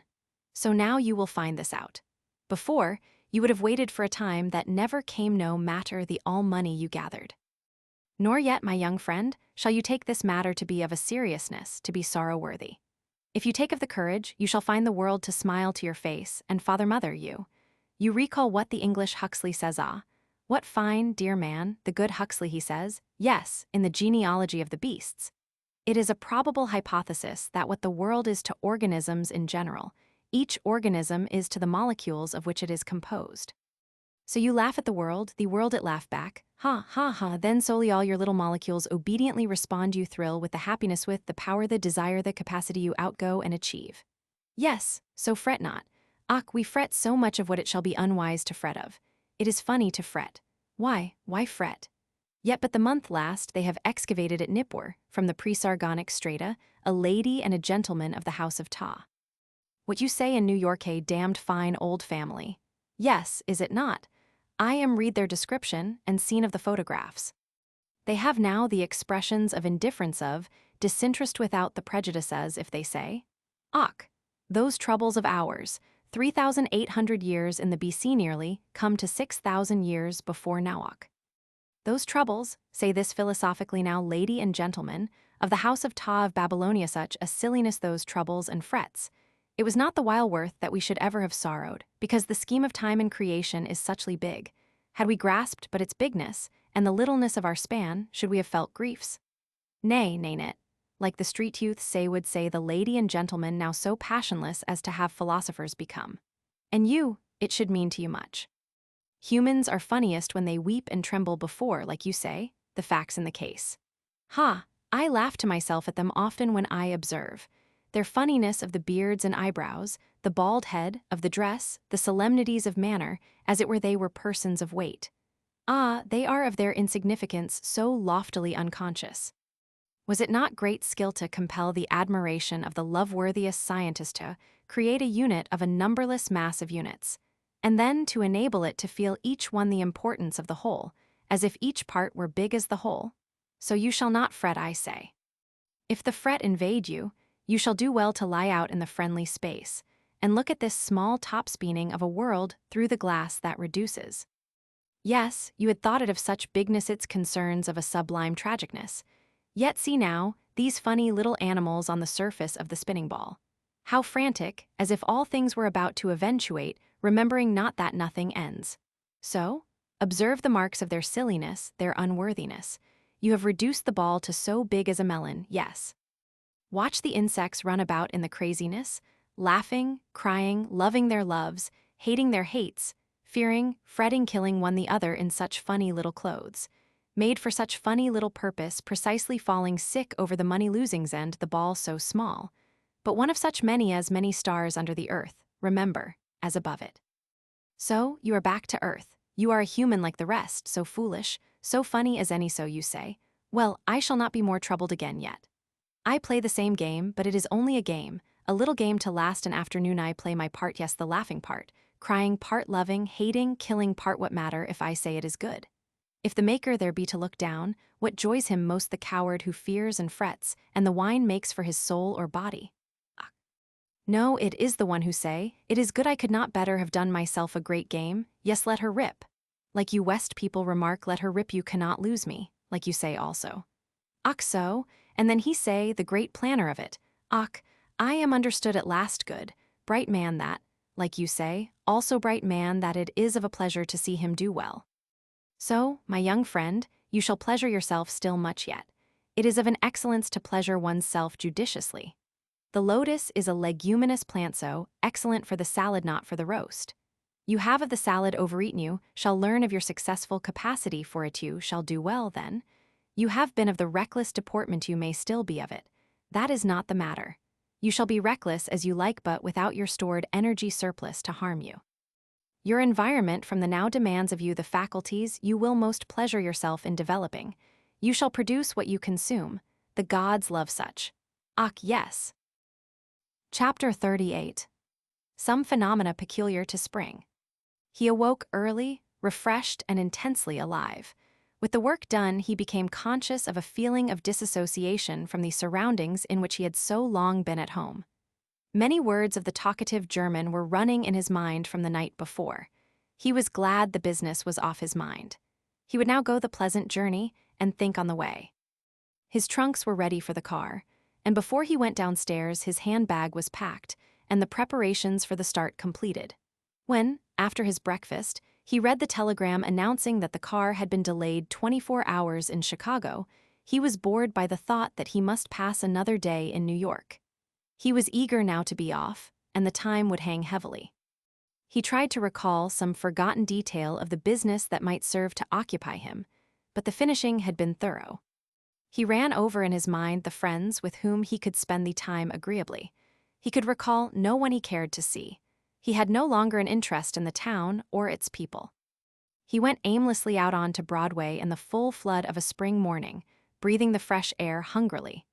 It turned his thought to places out of the grime and clamor of the city, to woods and fields where he might rest and feel the stimulus of his new plans. He felt aloof and sufficient unto himself. He swung on to an open car bound north, and watched without interest the early, quick-moving workers thronging south on the street, and crowding the cars that passed him. At 42nd Street, he changed to a boulevard car that took him to the Fort Lee Ferry at 125th Street. Out on the shining blue river, he expanded his lungs to the clean, sweet air. Excursion boats, fluttering gay streamers, worked sturdily up the stream.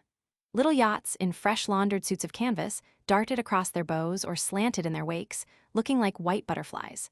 The vivid blue of the sky was flecked with bits of broken fleece, scurrying like the yachts below. Across the river was a high-towering bank of green, inviting him over its summit to the languorous freshness beyond. He walked off the boat on the farther side and climbed a series of steep wooden stairways, past a tiny cataract that foamed its way down to the river. When he reached the top, he walked through a stretch of woods and turned off to the right, down a cool, shaded road that wound away to the north through the fresh greens of oak and chestnut. He was entranced at once by the royal abandon of spring, this wondrous time of secret beginnings made visible. The old earth was become as a young wife from the arms of an ardent spouse, blushing into new life and beauty for the very joy of love. He breathed the dewy freshness, and presently he whistled the spring song of Mendelssohn, that bubbling, half-joyous, half-plaintive little prayer in melody. He was well into the spirit of the time and place. His soul sang. The rested muscles of his body and mind craved the resistance of obstacles. He rejoiced. He had been wise to leave the city for the fresh, unspoiled country, the city with all its mean little fears, its petty immoralities, and its very trifling great concerns. He did not analyze more than to remember once that the not reticent German would approve his mood. He had sought the soothing quiet with the unfailing instinct of the wounded animal. The mysterious green life in the woods at either side allured him with its furtive pulsing, but he kept to the road and passed on. He was not yet far enough from the town. Some words from a little song ran in his mind as he walked. The naked boughs into green leaves slipped, the longing buds into flowers tripped, the little hills smiled as if they were glad, the little rills ran as if they were mad. There was green on the earth and blue in the sky. The chrysalis changed to a butterfly, and our lovers, the honeybees, all a-hum, to hunt for our hearts began to come. When he came to a village with an electric car clanging through it, he skirted its borders and struck off through a woodland toward the river. Even the village was too human, too modern, for his early-pagan mood. In the woods, he felt that curious thrill of stealth, that impulse to cautious concealment, which survives in man from the remote days when enemies beset his forest ways. On a southern hillside, he found a dogwood tree with its blossomed firmament of white stars. In low, moist places, the violets had sprung through the thatch of leaves and were singing their purple beauties all unheard. Birds were nesting, and squirrels chattered and scolded. Under these more obvious signs and sounds went the steady undertone of life in root and branch, and unfurling leaf-provoking, inciting, making lawless whomsoever it thrilled. He came out of the wood onto another road that ran not far from the river, and set off again to the north along the beaten track. In an old-fashioned garden in front of a small house, a girl bent over a flower bed, working with a trowel. He stopped and looked at her over the palings. She was freshly pretty, with yellow hair blown about her face under the pushed-back sunbonnet of blue. The look in her blue eyes was the look of one who had heard echoes, who had awakened with the spring to new life and longings, mysterious and unwelcome, but compelling. She stood up when he spoke. Her sleeves were turned prettily back upon her fair round arms. Yes, the road turns to the left, a bit ahead. She was blushing. You are planting flower seeds. Yes, so many flowers were killed by the cold last winter. I see, there must a lot of them have died here, but their souls didn't go far, did they now? She went to digging again in the black moist earth. He lingered. The girl worked on, and her blush deepened. He felt a lawless impulse to vault the palings and carry her off to be a flower forever in some wooded glade nearby. He dismissed it as impracticable. His intentions would probably be misconstrued. I hope your garden will thrive. It has a pretty pattern to follow. Thank you. He raised his hat and passed on, thinking of all the old dead flowers and their pretty souls that had gone to bloom in the heaven of the maid's face. Before the road turned to the left, he found a path leading over to the top of the palisade. There on a little rocky shelf, hundreds of feet above the river, he lay a long time in the spring sun, looking over to the farther shore, where the city crept to the south and lost its sharp lines in the smoky distance. There he smoked and gave himself up to the moment. He was glad to be out of that rush. He could see matters more clearly now, appraise values more justly. He was glad of everything that had come. Above all, glad to go back and carry on that big work of his father, who had done so much to redeem the wilderness and, incidentally, he would redeem his own manhood. It will be recalled that the young man frequently expressed himself with regrettable inelegance, that he habitually availed himself, indeed, of a most infelicitous species of metaphor. It must not be supposed that this spring day and the spring places had reformed his manner of delivery.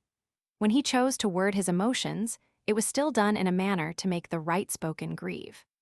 Thus, going back toward the road, after reviewing his great plans for the future, he spoke aloud. I believe it's going to be a good game. When he became hungry, he thought with relief that he would not be compelled to seek one of those, hurry-up, lunch places with its clamor and crowd. What was the use of all that noise and crowding and piggish hurry? A remark of the Germans recurred to him. It is a happy man who has divined the leisure of eternity, so he feels it, like what you say, in his bones. When he came out on the road again, he thought regretfully of the pretty girl and her flower bed. He would have liked to go back and suggest that she sing to the seeds as she put them to sleep in their earth cradle to make their awakening more beautiful. But he turned down the road that led away from the girl, and when he came to a wheelman's rest, he ate many sandwiches and drank much milk. The face of the maid that served him had been no heaven for the souls of dead flowers. Still, she was a girl, and no girl could be wholly without importance on such a day. So he thought the things he would have said to her if matters had been different. When he had eaten, he loafed off again down the road.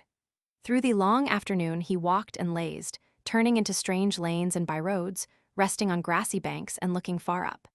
He followed Dr. von Herzlich's directions, and going off into space, reduced the Earth, watching its little continents and oceans roll toward him, and viewing the antics of its queer inhabitants in fancy as he had often in fact viewed a populous little anthill, with its busy, serious citizens. Then he would venture still farther away out into timeless space, beyond even the starry refuse of creation, and insolently regard the universe as a tiny cloud of dust. When the shadows stretched in the dusky languor of the spring evening, he began to take his bearings for the return. He heard the hum and clang of an electric car off through a chestnut grove. The sound disturbed him, bringing premonitions of the city's unrest. He determined to stay out for the night. It was restful his car would not arrive until late the next afternoon. There was no reason why he should not. He found a little wayside hotel whose weather-beaten sign was ancient enough to promise entertainment for man and beast. "Just what I want," he declared. "I'm both of them man and beast." Together they ate tirelessly of young chickens broiled, and a green salad, and a wonderful pie, with a bottle of claret that had stood back of the dingy little bar so long that it had attained, at least as to its label, a very fair antiquity. This time the girl was pretty again, and he at once discovered not indisposed to light conversation. Yet she was a shallow creature, with little mind for the subtler things of life and the springtime. He decided she was much better to look at than to talk to. With a just appreciation of her own charms, she appeared to pose perpetually before an imaginary mirror, regaling him and herself with new postures, tossing her brown head, curving her supple waist, exploiting her thousand coquetries. He was pained to note, moreover, that she was more than conscious of the red-cheeked youth who came in from the carriage shed, whistling. When the man and the beast had been appeased, they sat out under a blossomed apple tree and smoked together in a fine spirit of amity. He was not amazed when, in the gloom, he saw the red-cheeked youth with both arms about the girl, nor was he shocked at detecting instantly that her struggles were meant to be futile against her assailant's might. The birds were mating, life was forward, and nature loves to be democratically lavish with her choicest secrets. Why not, then, the blooming, full-curved kitchen maid and the red-cheeked boy of all work? He smoked and saw the night fall. The dulled bronze jangle of cowbells came soothingly to him. An owl called a little way off. Swallows flashed by in long, graceful flights. A bat circled near, indecisively, as if with a message it hesitated to give. Once he heard the flute-like warble of a skylark. He was under the clean, sharp stars of a moonless night. His keen senses tasted the pungent smoke and the softer feminine fragrance of the apple blossoms. His nerves were stilled to pleasant ease, except when the laugh of the girl floated to him from the grape arbor back of the house.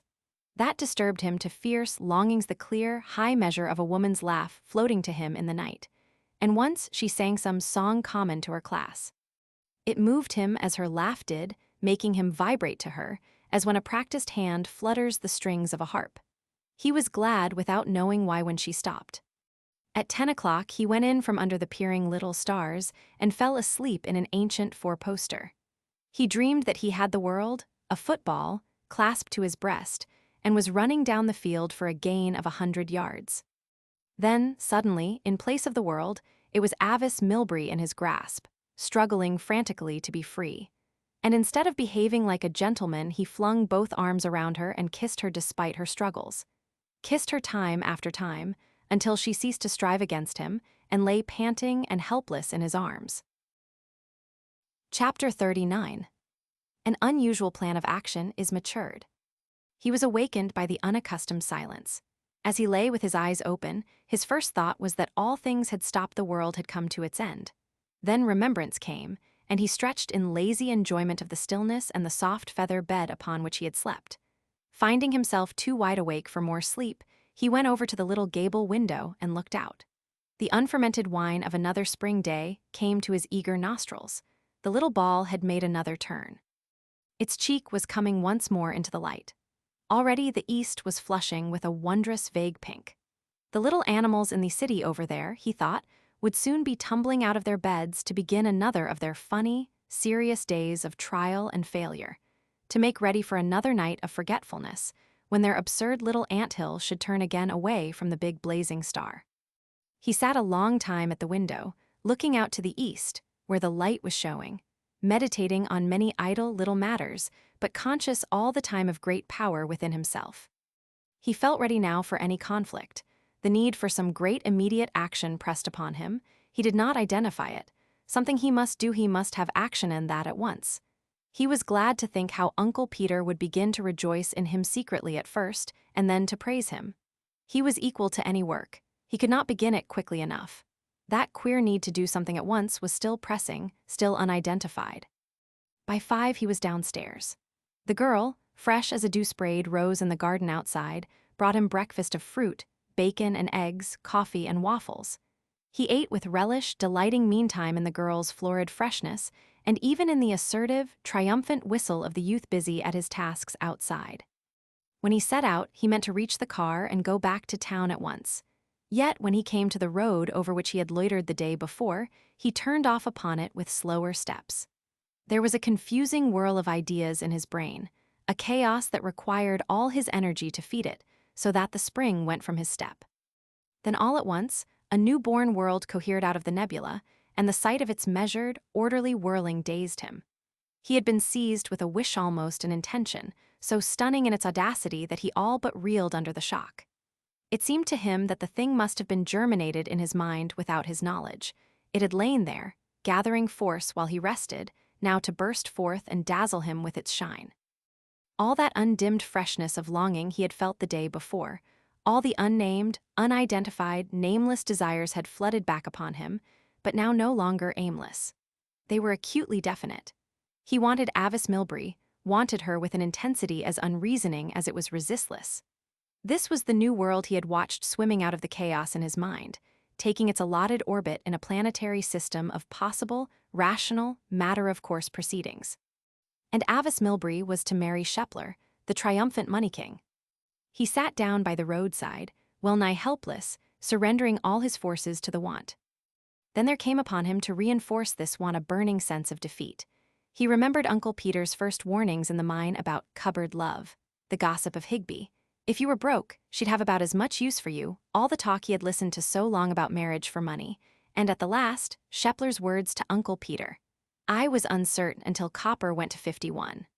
Those were 3 wise old men who had talked, men who knew something of women and much of the world. And they were so irritating in their certainty. What a fine play to fool them all. The sense of defeat burned into him more deeply. He had been vanquished, cheated, scorned, shamefully flouted. The money was gone. All of Uncle Peter's complaints and biting sarcasms came back to him with renewed bitterness. But his revenge on Uncle Peter would be in showing him a big man at work, with no nonsense about him. But Shepler, who was now certain, and Higby, who had always been certain, especially Shepler, with his easy sense of superiority with a woman over any poor man. That was a different matter. There was a thing to think about, and he wanted Avis Milbury. He could not, he decided, go back without her. Something of the old lawless spirit of adventure that had spurred on his reckless forbears urged him to carry the girl back with him. She didn't love him. He would take her in spite of that, overpower her, force her to go. It was a revenge of superb audacity. Shepler had not been sure of her until now. Well, Shepler might be hurled from that certainty by 1 hour of determined action. The great wild wish narrowed itself into a definite plan. He recalled the story Uncle Peter had told at the Oldacres about the woman and her hair. A woman could be coerced if a man knew her weakness. He could coerce her. He knew it instinctively, and the instinctive belief rallied to its support 1,000 little looks from her, little intonations of her voice, little turnings of her head when they had been together. In spite of her calculations, in spite of her love of money, he could make her feel her weakness. He was a man with the power. It was heady wine for the morning. He described himself briefly as a lunatic and walked on again. But the crazy notion would not be gone. The day before he had been passive. Now he was active, acutely aware of himself and all his wants. He walked a mile trying to dismiss the idea. He sat down again, and it flooded back upon him with new force. Her people were gone. She had even intimated a wish to talk with him again. It could be done quickly. He knew. He felt the primitive superiority of man's mere brute force over woman. He gloried in his knotted muscles and the crushing power of his desires. Afterward, she would reproach him bitterly. They would both be unhappy. It was no matter. It was the present, the time when he should be living. He would have her, and Shepler might have had the one girl mine, but this girl, never. Again, he tried faithfully to walk off the obsession. Again were his essays at sober reason unavailing. His mind was set as it had been when he bought the stocks day after day against the advice of the best judges in the street. He could not turn himself back. There must be success. There could not be a giving up, and there must not be failure. Hour after hour, he alternately walked and rested, combating and favoring the mad project. It was a foolish little world, and people were always waiting for another time to begin the living of life. The German had quoted Marshall, "Tomorrow I will live, the fool says, today itself's too late. The wise lived yesterday." If he did go away alone, he knew he would always regret it. If he carried her triumphantly off, doubtless his regret for that would eventually be as great. The first regret was certain. The latter was equally plausible, but if it came, would it not be preferable to the other? To have held her once to have taken her away, to have triumphed over her own calculations, and, best of all, to have triumphed over the money king resting fatuously confident behind his wealth, dignifying no man as rival who was not rich. The present, so, was more than any possible future, how dire soever it might be.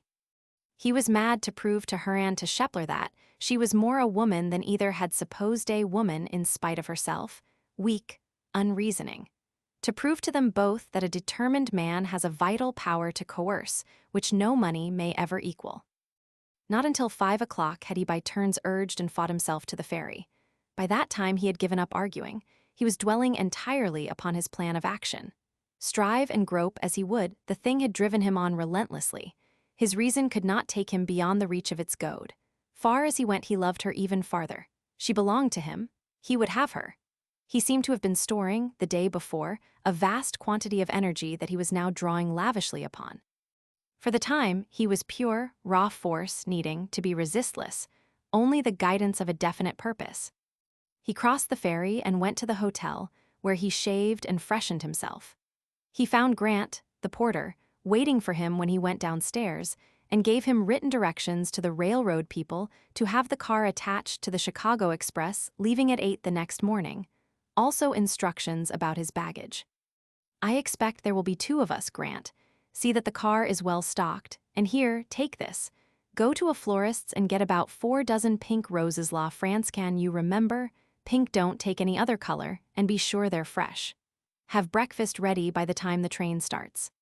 "Yes, Mr. Puseful," said Grant, and added to himself, "Yo Suttony do kay Yosef mighty handsome, Mr. Man." Going out of the hotel, he met Launton Oldacre, with whom he chatted a few moments, and then bade goodbye. Oldacre, with a sensitive regard for the decencies, refrained from expressing the hearty sympathy he felt for a man who would henceforth be compelled to live out of the world.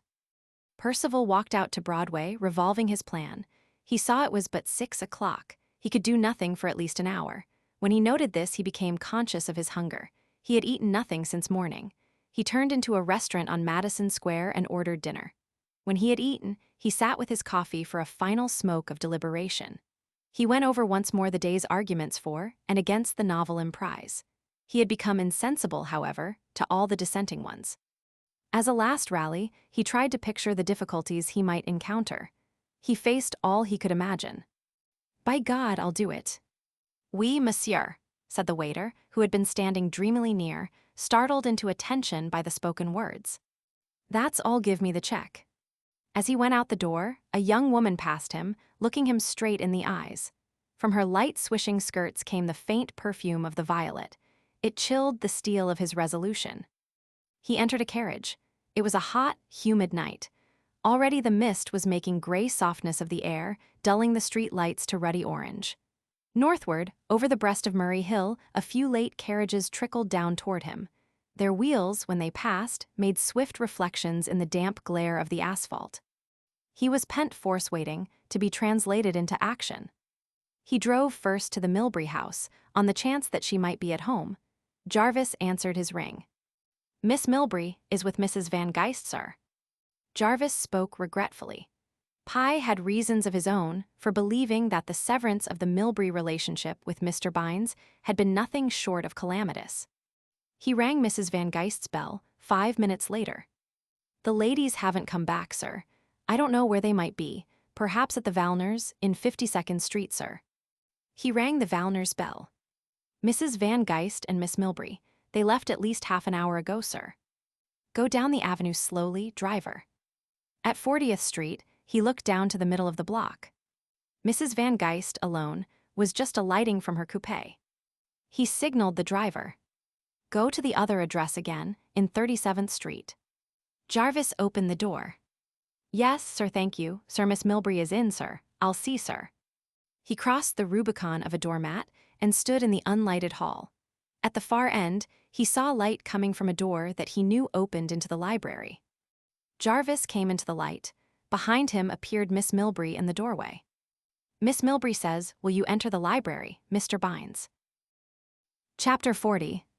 Some rude behavior, of which only a Western man could be guilty. He walked quickly back. At the doorway she gave him her hand, which he took in silence. "Why, Mr. Bines, you wouldn't have surprised me last night. Tonight I pictured you on your way west." Her gown was of dull blue dimity.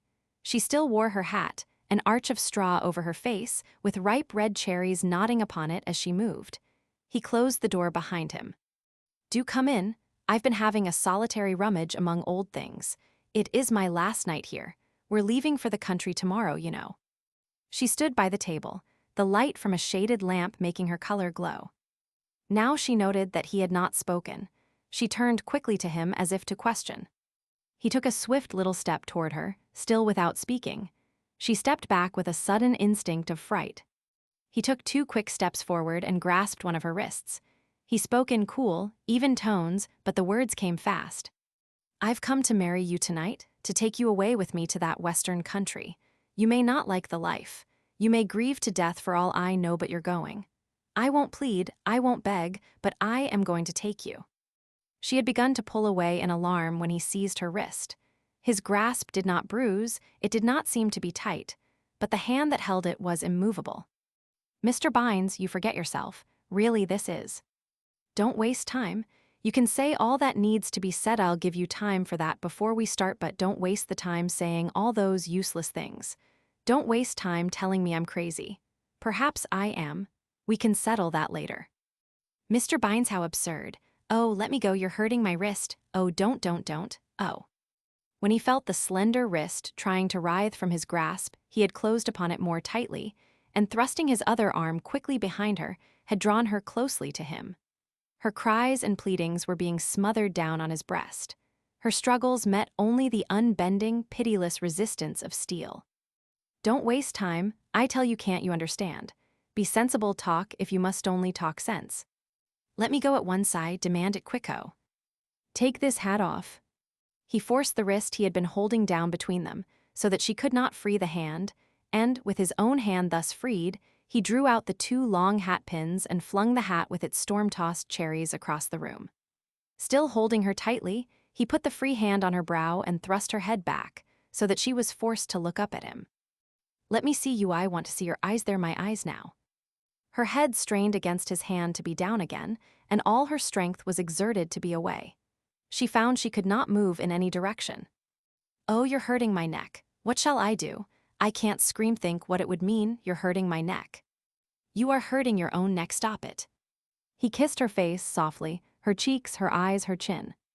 "I've loved you so, don't. What's the use? Be sensible. My arms have starved for you, so do you think they're going to loosen now? Avis Milbury, Avis Milbury, Avis Milbury." His arms tightened about her as he said the name over and over. "That's poetry, it's all the poetry there is in the world. It's a verse I say over in the night. You can't understand it yet, it's too deep for you.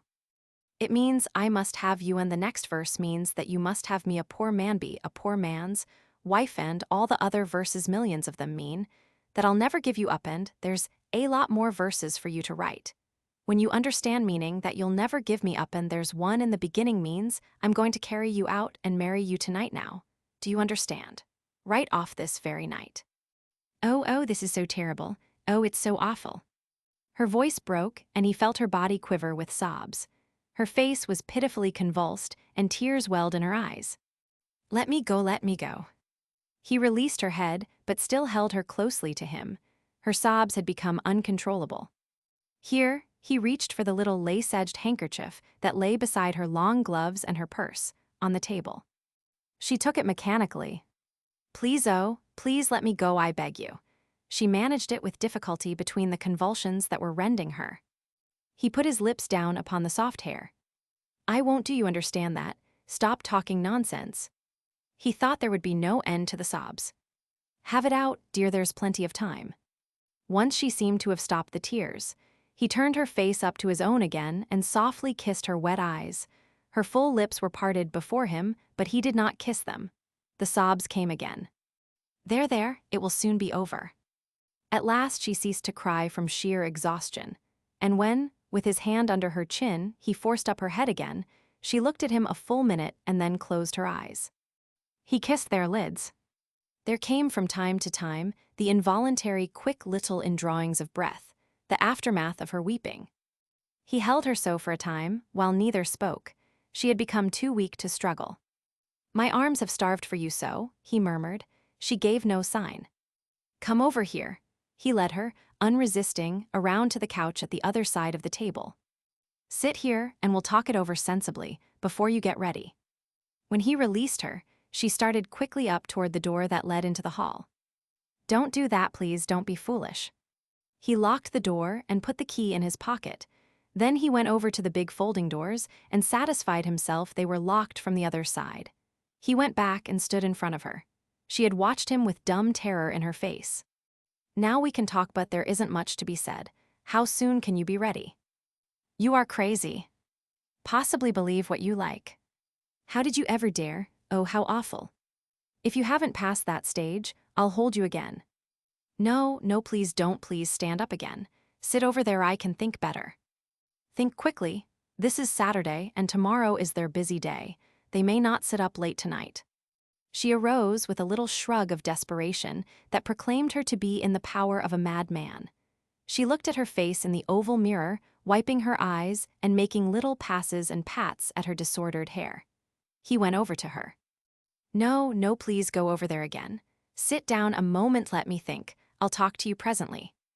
There was silence for 5 minutes. He watched her while she narrowed her eyes in deep thought. Then he looked at his watch. I can give you an hour, if you've anything to say before it's done, not longer. She drew a long breath. Mr. Bines, are you mad? Can't you be rational? I haven't been irrational, I give you my word, not once since I came here. He looked at her steadily. All at once he saw her face go crimson. She turned her eyes from his with an effort. I'm going back to Montana in the morning. I want you to marry me tonight. I won't even wait one more day, one more hour. I know it's a thing you never dreamt of, marrying a poor man. You'll look at it as the most disgraceful act of folly you could possibly commit, and so will everyone else here, but you'll do it. Tomorrow, at this time, you'll be halfway to Chicago with me. Mr. Bines, I'm perfectly reasonable and serious. I mean it. Are you quite sure you didn't lose your wits when you lost your money? It may be considered a witless thing to marry a girl who would marry for money, but never mind that I'm used to taking chances. She glanced up at him curiously. You know I'm to marry Mr. Shepler the 10th of next month. Your grammar is faulty, tense is wrong, you should say. I was to have married Mr. Shepler.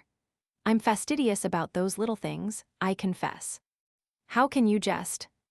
I can't, don't think this is any joke, he'll find out. Who will find out what, pray? He will.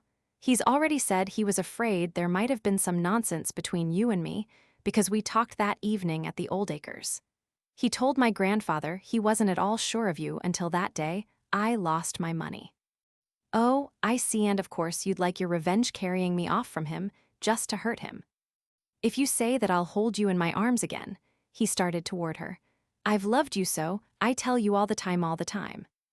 Or perhaps it's a brutal revenge on me after thinking I'd only marry for money. I've loved you always, I tell you. He came up to her more gently now and took up her hand to kiss it. He saw the ring. Take his ring off.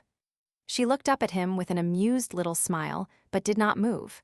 He reached for the hand, and she put it behind her. Take it off, he said harshly. He forced her hand out, took off the ring with its gleaming stone, none too gently, and laid it on the table behind him. Then he covered the hand with kisses. Now it's my hand. Perhaps there was a little of both those feelings you accuse me of. Perhaps I did want to triumph over both you and Shepler and the other people who said you'd never marry for anything but money. But do you think I'd have had either one of those desires if I hadn't loved you? Do you think I'd have cared how many Sheplers you married if I hadn't loved you so, night and day? Always turning to you, in spite of everything, loving you always, under everything always, I tell you. Under what everything? When I was sure you had no heart, that you couldn't care for any man, except a rich man that you would marry only for money. You thought that? Of course I thought it. What has changed you? Nothing. I'm going to change it now by proving differently. I shall take you against your will, but I shall make you love me in the end. I know you are a woman in spite of yourself. You were entirely right about me. I would even have married you because of the money. Tell me what it is you're holding back. Don't wait. Let me think. Don't talk, please. She sat a long time silent, motionless, her eyes fixed ahead. At length she stirred herself to speak. You were right about me, partly and partly wrong. I don't think I can make you understand.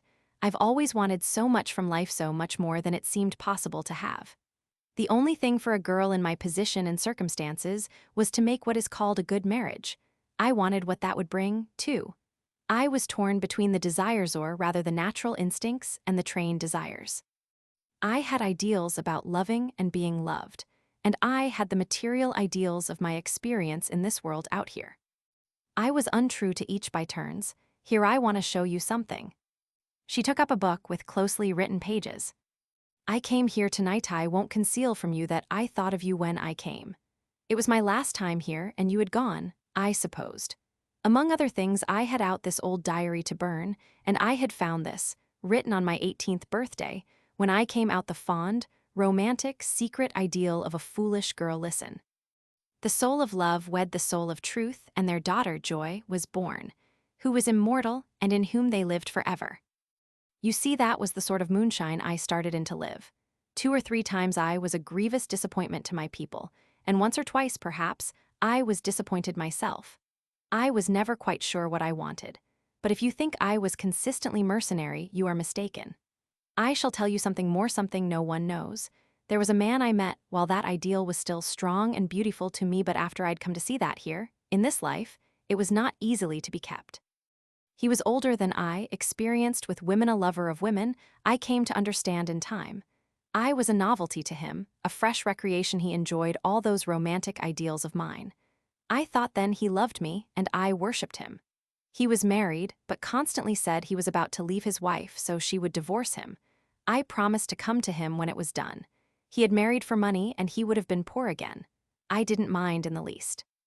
I tell you this to show you that I could have loved a poor man, not only well enough to marry him, but to break with the traditions and brave the scandal of going to him in that common way. With all I felt for him, I should have been more than satisfied. But I came in time to see that he was not as earnest as I had been. He wasn't capable of feeling what I felt. He was more cowardly than I, or rather, I was more reckless than he. I suspected it a long time. I became convinced of it a year ago and a little over. He became hateful to me. I had wasted my love. Then he became funny. But you see, I am not altogether what you believed me. Wait a bit longer, please. Then I gave up, almost, and later, I gave up entirely.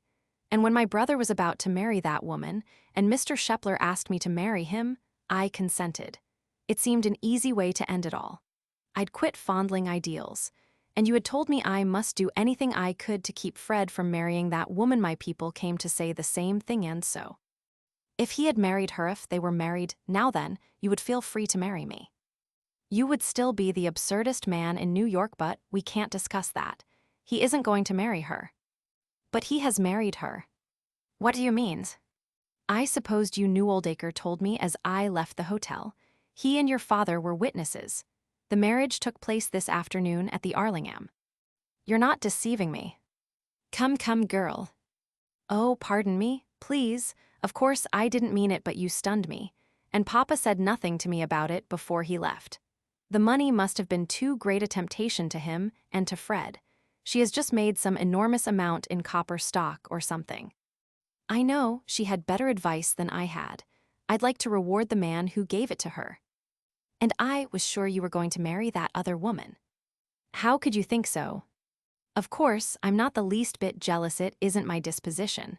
But I did think Florence Aikmit wasn't the woman to make you happy. Of course, I liked her immensely, and there were reports going about. Everybody seemed so sure, and you were with her so much. Oh, how I did hate her. I tell you, she is a joke and always was. It's funny, that's exactly what I told Aunt Cornelia about that man. Let's stop joking then. How absurd you are with my plans all made and the day set. There was a knock at the door. He went over and unlocked it. Jarvis was there. Mr. Shepler, Miss Avis. They looked at each other. Jarvis, shut that door and wait outside. Yes, Mr. Bines. You can't see him. But I must, we're engaged, don't you understand? Of course I must. I tell you I won't let you. Can't you understand that I'm not talking idly? She tried to evade him and reach the door, but she was caught again in his arms held close to him. If you like, he shall come in now. But he's not going to take you away from me, as he did in that jeweler's the other night, and you can't see him at all, except as you are now. She struggled to be free. Oh, you're so brutal. I haven't begun yet. He drew her toward the door. Oh, not that, don't open it till tell him yes, I will. I'm taking no more chances, and the time is short. Still holding her closely with one arm, he opened the door. The man stared impassively above their heads, a graven image of unconsciousness. Jarvis. Yes, sir. Miss Milbury wishes you to say to Mr. Shepler that she is engaged. That I'm ill, she interrupted, still making little struggles to twist from his grasp, her head still bent down. That she is engaged with Mr. Bines, Jarvis, and can't see him. Say it that way, Miss Milbury is engaged with Mr. Bines and can't see you. Illustration. Say it that way, Miss Milbury is engaged with Mr. Bines and can't see you. Yes, sir. He remained standing motionless, as he had been, his eyes still fixed above them. But the eyes of Jarvis, from long training, did not require to be bent upon those things they needed to observe. They saw something now that was at least 2 feet below their range. The girl made a little move with her right arm, which was imprisoned fast between them, and which some intuition led her captor not to restrain. The firm little hand worked its way slowly up, went creepingly over his shoulder and bent tightly about his neck. Yes, sir, repeated Jarvis, without the quiver of an eyelid, and went. He closed the door with his free hand, and they stood as they were until they heard the noise of the front door closing and the soft, retreating footsteps of the butler. Oh, you were mean to shame me so, and floods of tears came again. I hated to do it, but I had to. It was a critical moment, and you couldn't have made up your mind without it. She sobbed weakly in his arms, but her own arm was still tight about his neck. He felt it for the first time. But I had made up my mind. I did make it up while we talked. They were back on the couch. He held her close, and she no longer resisted, but nestled in his arms with quick little sighs, as if relieved from a great strain. He kissed her forehead and hair as she dried her eyes. Now rest a little, then we shall go. I've so much to tell you. That day at the jeweler's, well, what could I do but take one poor last little look of you to keep? Tell me if you care for me. Oh, I do care for you. I have ever since that day we walked in the woods. I do. She threw her head back and gave him her lips. She was crying again and trying to talk.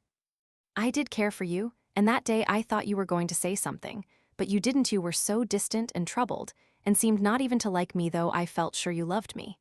I had thought you were going to tell me, and I'd have accepted yes, for the money, though I liked you so much. Why, when I first met you in that mine and thought you were a workman, I'm not sure I wouldn't have married you if you had asked me. But it was different again when I found out about you. And that day in the woods, I thought something had come between us. Only after dinner you seemed kinder, and I knew at once you thought better of me, and might even seek me. I knew it in the way a woman knows things she doesn't know at all. I went into the library with a candle to look into the mirror, almost sure you were going to come. Then I heard your steps, and I was so glad, but it wasn't you. I'd been mistaken again. You still disliked me. I was so disappointed and hurt and heartsick, and he kissed me and soothed me. And after that directly I saw through him, and I knew I truly did love you, just as I'd wanted to love the man who would be my husband only. All that nonsense about money that had been dinned into me so long kept me from seeing it at first.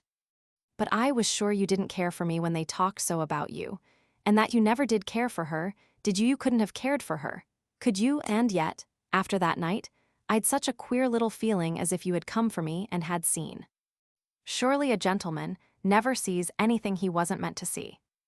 I'm so glad. I should have been so ashamed. They were still a moment, while he stroked her hair. They'll be turning in early tonight, having to get up tomorrow and preach sermons. What a dreary place heaven must be compared with this. She sat up quickly. Oh, I'd forgotten how awful it is, isn't it awful? It will soon be over. But think of my people, and what's expected of me. Think of Mr. Shepler. Shepler's doing some hard thinking for himself by this time. Really, you're a dreadful person. There was a knock. The cabman outside, sir, says how long is he to wait, sir? Tell him to wait all night if I don't come. Tell him if he moves off that spot, I'll have his license taken away. Tell him I'm the mayor's brother. Yes, sir. And Jarvis, who's in the house besides you? Miss Briggs, the maid, sir, but she's just ready to go out, sir. Stop her, say Miss Milbury wishes to ask a favor of her, and Jarvis. Yes, sir. Go put on that neat black street coat of yours that fits you so beautifully in the back, and a purple cravat, and your shiny hat, and wait for us with Briggs. We shall want you in a moment. Yes, Mr. Bines. She looked at him wonderingly. We need 2 witnesses, you know. I learned that from Oldacre just now. But do give me a moment, everything is all so whirling and hazy.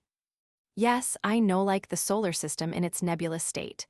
Well, hurry and make those worlds take shape. I can give you 60 seconds to find that I'm the North Star. Ach, I have the Dr. von Herzlich been speaking with. Come, what's the use of any more delay? I've wasted nearly 3 hours here now, dilly-dallying along.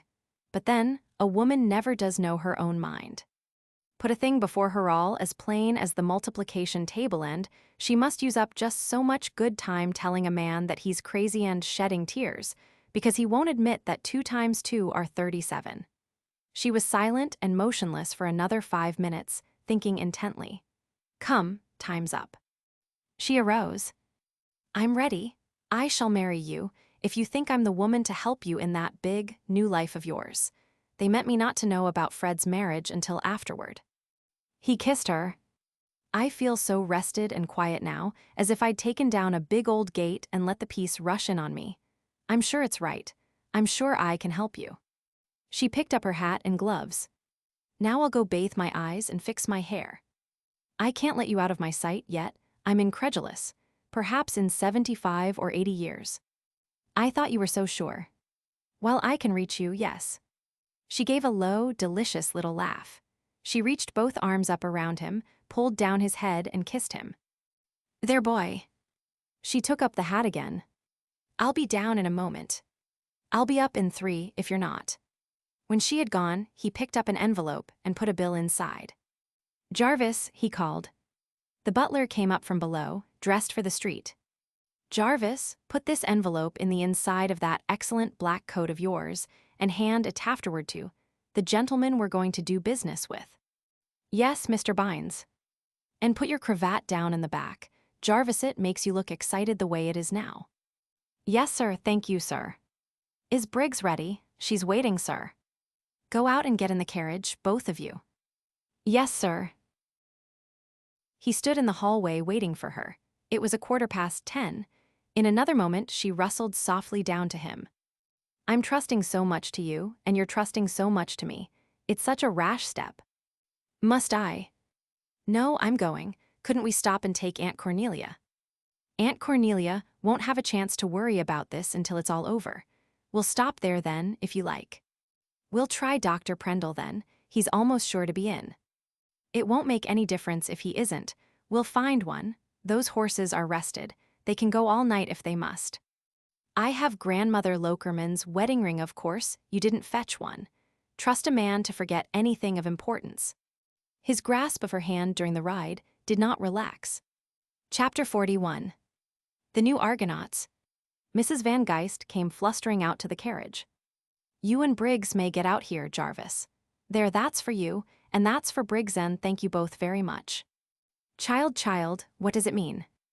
Mr. Bines is my husband, Mutterchin, and we're leaving for the West in the morning. The excitement did not abate for 10 minutes or so. And do say something cheerful, dear, pleaded Avis at parting. You mad child, I was always afraid you might do something like this, but I will say I'm not altogether sure you've acted foolishly. Thank you, you dear old Mutterchin. And you'll come to see us, you shall see how happy I can be with this boy, this Lochinvar. Junior, I'm sure Mrs. Lochinvar always lived happily ever after. Mrs. Van Geist kissed them both. Back to 37th Street, driver. I shall want you at 7:30 sharp tomorrow morning, he said as they alighted. Will you be here, sure? Sure, boss. You'll make another one of those if you're on time. The driver faced the bill toward the nearest streetlight and scanned it. Then he placed it tenderly in the lining of his hat and said fervently, I'll be here, gent. My trunks, Avis reminded him. And driver, send an express wagon at 7 sharp. Do you understand now? Sure, gent, I'll have it here at 7 and be here at 7:30. They went in. You've sent Briggs off, and I've all that packing and unpacking to do. You have a husband who is handy at those things. They went up to her room, where 2 trunks yawned open. Under her directions and with her help, he took out the light summer things and replaced them with heavier gowns, stout shoes, golf capes, and caps. We'll be up on the Bitter Root Ranch this summer, and you'll need heavy things, he had told her. Sometimes he packed clumsily, and she was obliged to do his work over. In these intervals, he studied with interest the big old room, and her quaint old sampler worked in colored worsteds that had faded to grays and dull browns. La Nuit Port Conseil. Grandma Lokerman did it at the convent, ages ago, she told him. What a cautious young thing she must have been. She leaned against his shoulder. But she eloped with her true love, young Annex Schwan's school, left the home in Hickory Street one night and went far away, away up beyond 125th Street, somewhere, and then wrote them about it. And left the sampler. She had her husband, she didn't need any old sampler after that Le Marriage Port Conseil, Aussie, monsieur. And now, you've married your wife with her wedding ring that came from Holland years and years ago. It was after midnight when they began to pack. When they finished, it was nearly 4. She had laid out a dark dress for the journey, but he insisted that she put it in a suitcase and wear the one she had on. I shouldn't know you in any other end, it's the color of your eyes. I want that color all over the place. But we shall be traveling. In our own car. That car has been described in the public prints as a suite of palatial apartments with all modern conveniences. I forgot. We shall be going west like the old 49ers, seeking adventure and gold. Did they go in their private cars? Some of them went in rolling 6-horse Concords, and some walked, and some of them pushed their baggage across in little handcarts. But they had fun at it, and we shall have to work as hard when we get there. Dear me, and I'm so tired already. I feel quite done up. She threw herself on the wide divan, and he fixed pillows under her head. You boy, I'm glad it's all over. Let's rest a moment. He leaned back by her and drew her head onto his arm. I'm glad, too. It's the hardest day's work I ever did. Are you comfortable? Rest. It's so good, she murmured, nestling on his shoulder. Uncle Peter took his honeymoon in a big wagon drawn by a mule team, 200 miles over the Placerville and Red Dog Trail over the mountains from California to Nevada. But he says he never had so happy a time. He's an old dear. I'll kiss him. How is it you say good and plenty? Did our Uncle Peter elope too? He chuckled. Not exactly. It was more like abduction complicated with assault and battery. Uncle Peter is pretty direct in his methods. The young lady's family thought she could do better with a bloated capitalist who owned 3/8 of a sawmill. But Uncle Peter and she thought she couldn't. So Uncle Peter had to lick her father and 2 brothers before he could get her away. He would have licked the purse-proud rival, too, but the rival ran into the sawmill he owned the 3/8 of and barricaded the whole 8/8 the 5/8 that didn't belong to him at all. You understand, and then he threatened through a chink to shoot somebody if Uncle Peter didn't go off about his business. So Uncle Peter went, not wanting any unnecessary trouble. I've always suspected he was a pretty ready scrapper in those days, but the poor old fellow's getting a bit childish now, with all this trouble about losing the money and the hard time he had in the snow last winter. By the way, I forgot to ask, and it's almost too late now, but do you like cats? I adore them. Aren't kittens the dearest? Well, you're healthy and your nose doesn't really fall below the specifications, though it doesn't promise that you're any too sensible. But if you can make up for it by your infatuation for cats, perhaps it will be all right. Of course, I couldn't keep you, you know, if you weren't very fond of cats because Uncle Peter'd raise a row. She was quite still, and he noted from the change in her soft breathing that she slept. With his free hand, he carefully shook out a folded steamer rug and drew it over her. For an hour he watched her, feeling the arm on which she lay growing numb. He reviewed the day and the crowded night. He could do something after all. Among other things, now, he would drop a little note to Higby and add the news of his marriage as a postscript. She was actually his wife. How quickly it had come. His heart was full of a great love for her, but he could not quite repress the pride in his achievement, and Shepler had not been sure until he was poor. He lost consciousness himself for a little while. When he awoke, the cold light of the morning was stealing in. He was painfully cramped and chilled from the open window. From outside came the loud chattering of sparrows, and far away he could hear wagons as they rattled across a street of Belgian blocks from asphalt to asphalt. The light had been late in coming, and he could see a sullen gray sky full of darker clouds. Above the chiffonier, he could see the ancient sampler. La nuit porte conseil, it was true. In the cold, pitiless light of the morning, a sudden sickness of doubting seized him. She would awake and reproach him bitterly for coercing her. She had been right. The night before it was madness. They had talked afterward so feverishly, as if to forget their situation. Now she would face it coldly after the sleep. La nuit porte conseil. Had he not been a fool, and he loved her so, he would have her anyway, no matter what she said now. She stirred, and her wide-open eyes were staring up at him, staring with hurt, troubled wonder. The amazement in them Gruchy could not understand. He stopped breathing, his embrace of her relaxed. And then he saw remembrance, recognition, welcome, and there blazed into her eyes such a look of whole love as makes men thrill to all good. Such a look as makes them know they are men and dare all great deeds to show it. Like a sunrise, it flooded her face with dear, wondrous beauties, and still she looked, silent, motionless in an ecstasy of pure realization. Then her arms closed about his neck with a swift little rushing, and he, still half doubting, still curious, felt himself strained to her. Still more closely she clung, putting out with her intensity all his misgiving. She sought his lips with her own eager, pressing. Kiss me, kiss me, kiss me. Oh, it's all true, all true. My best-loved dream has come all true. I have rested so in your arms. I never knew rest before. I can't remember when I haven't awakened to doubt and worry and heart-sickness. And now it's peace, dear, dear, dearest dear, forever and ever and ever. They sat up. Now we shall go, get me away quickly. It was nearly 7. Outside the sky was still all gloom. In the rush of her reassurance, he had forgotten his arm. It hung limp from his shoulder. It was cramped. And you didn't move it.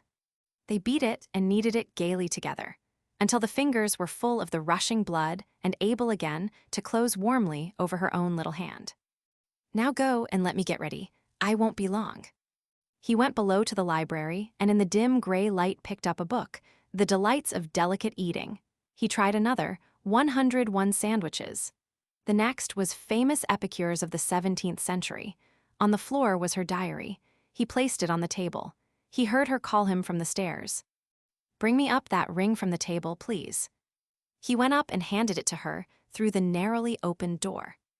As he went down the stairs, he heard the bell ring somewhere below and went to the door. Baggage. The 2 trunks were down and out. They're to go on this car, attached to the Chicago Express.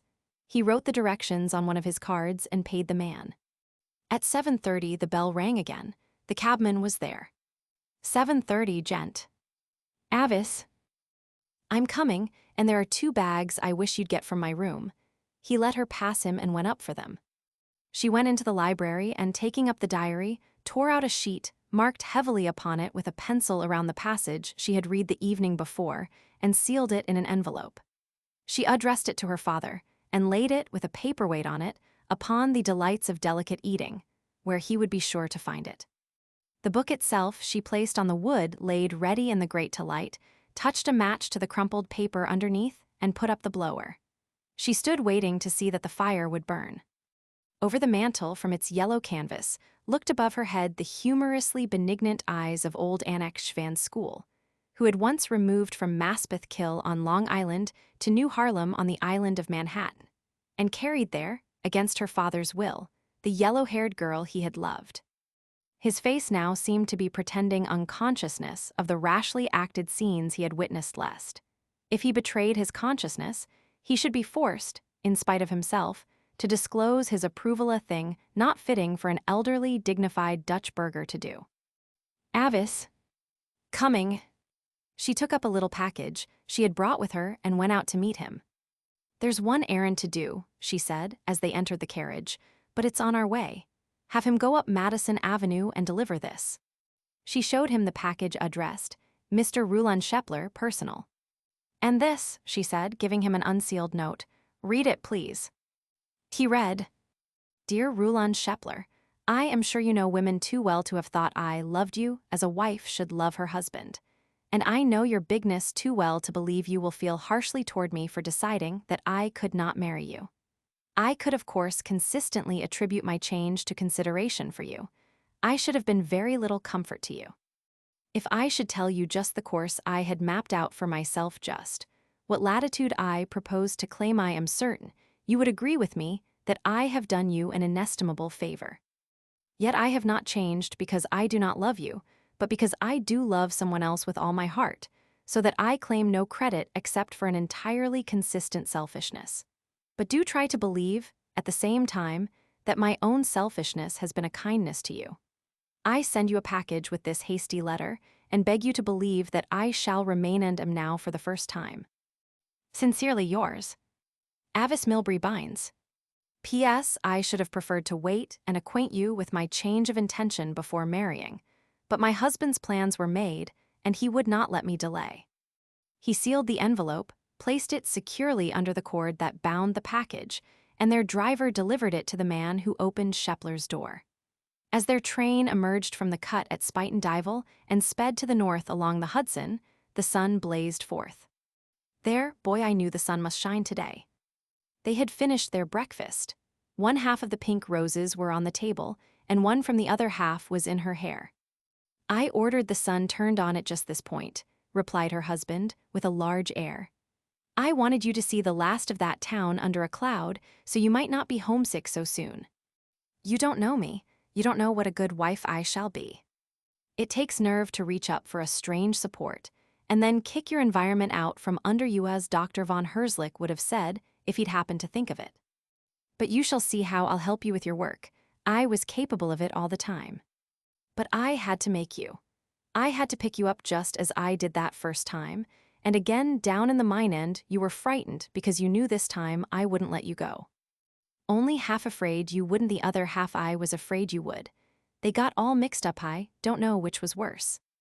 Well, I admit I foozled my approach on that copper stock, but I won you. Really, my winnings in Wall Street are pretty dazzling after all, for a man who didn't know the ropes.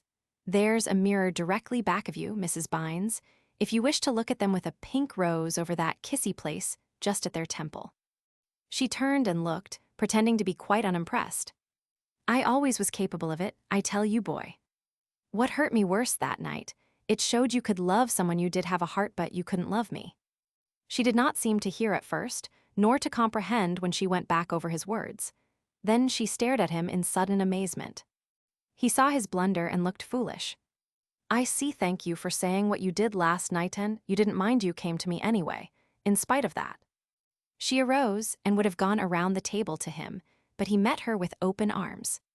Oh, you boy, you do love me, you do. I must buy you one of those nice, shiny black ear trumpets at the first stop. You can't have been hearing at all well. See, sweetheart, out across the river. That's where our big West is, over that way. Isn't it fresh and green and beautiful? And how fast you're going to it, you and your husband. I believe it's going to be a good game, for us both, my love. The end. End of the Project Gutenberg ebook of The Spenders, by Harry Leon Wilson.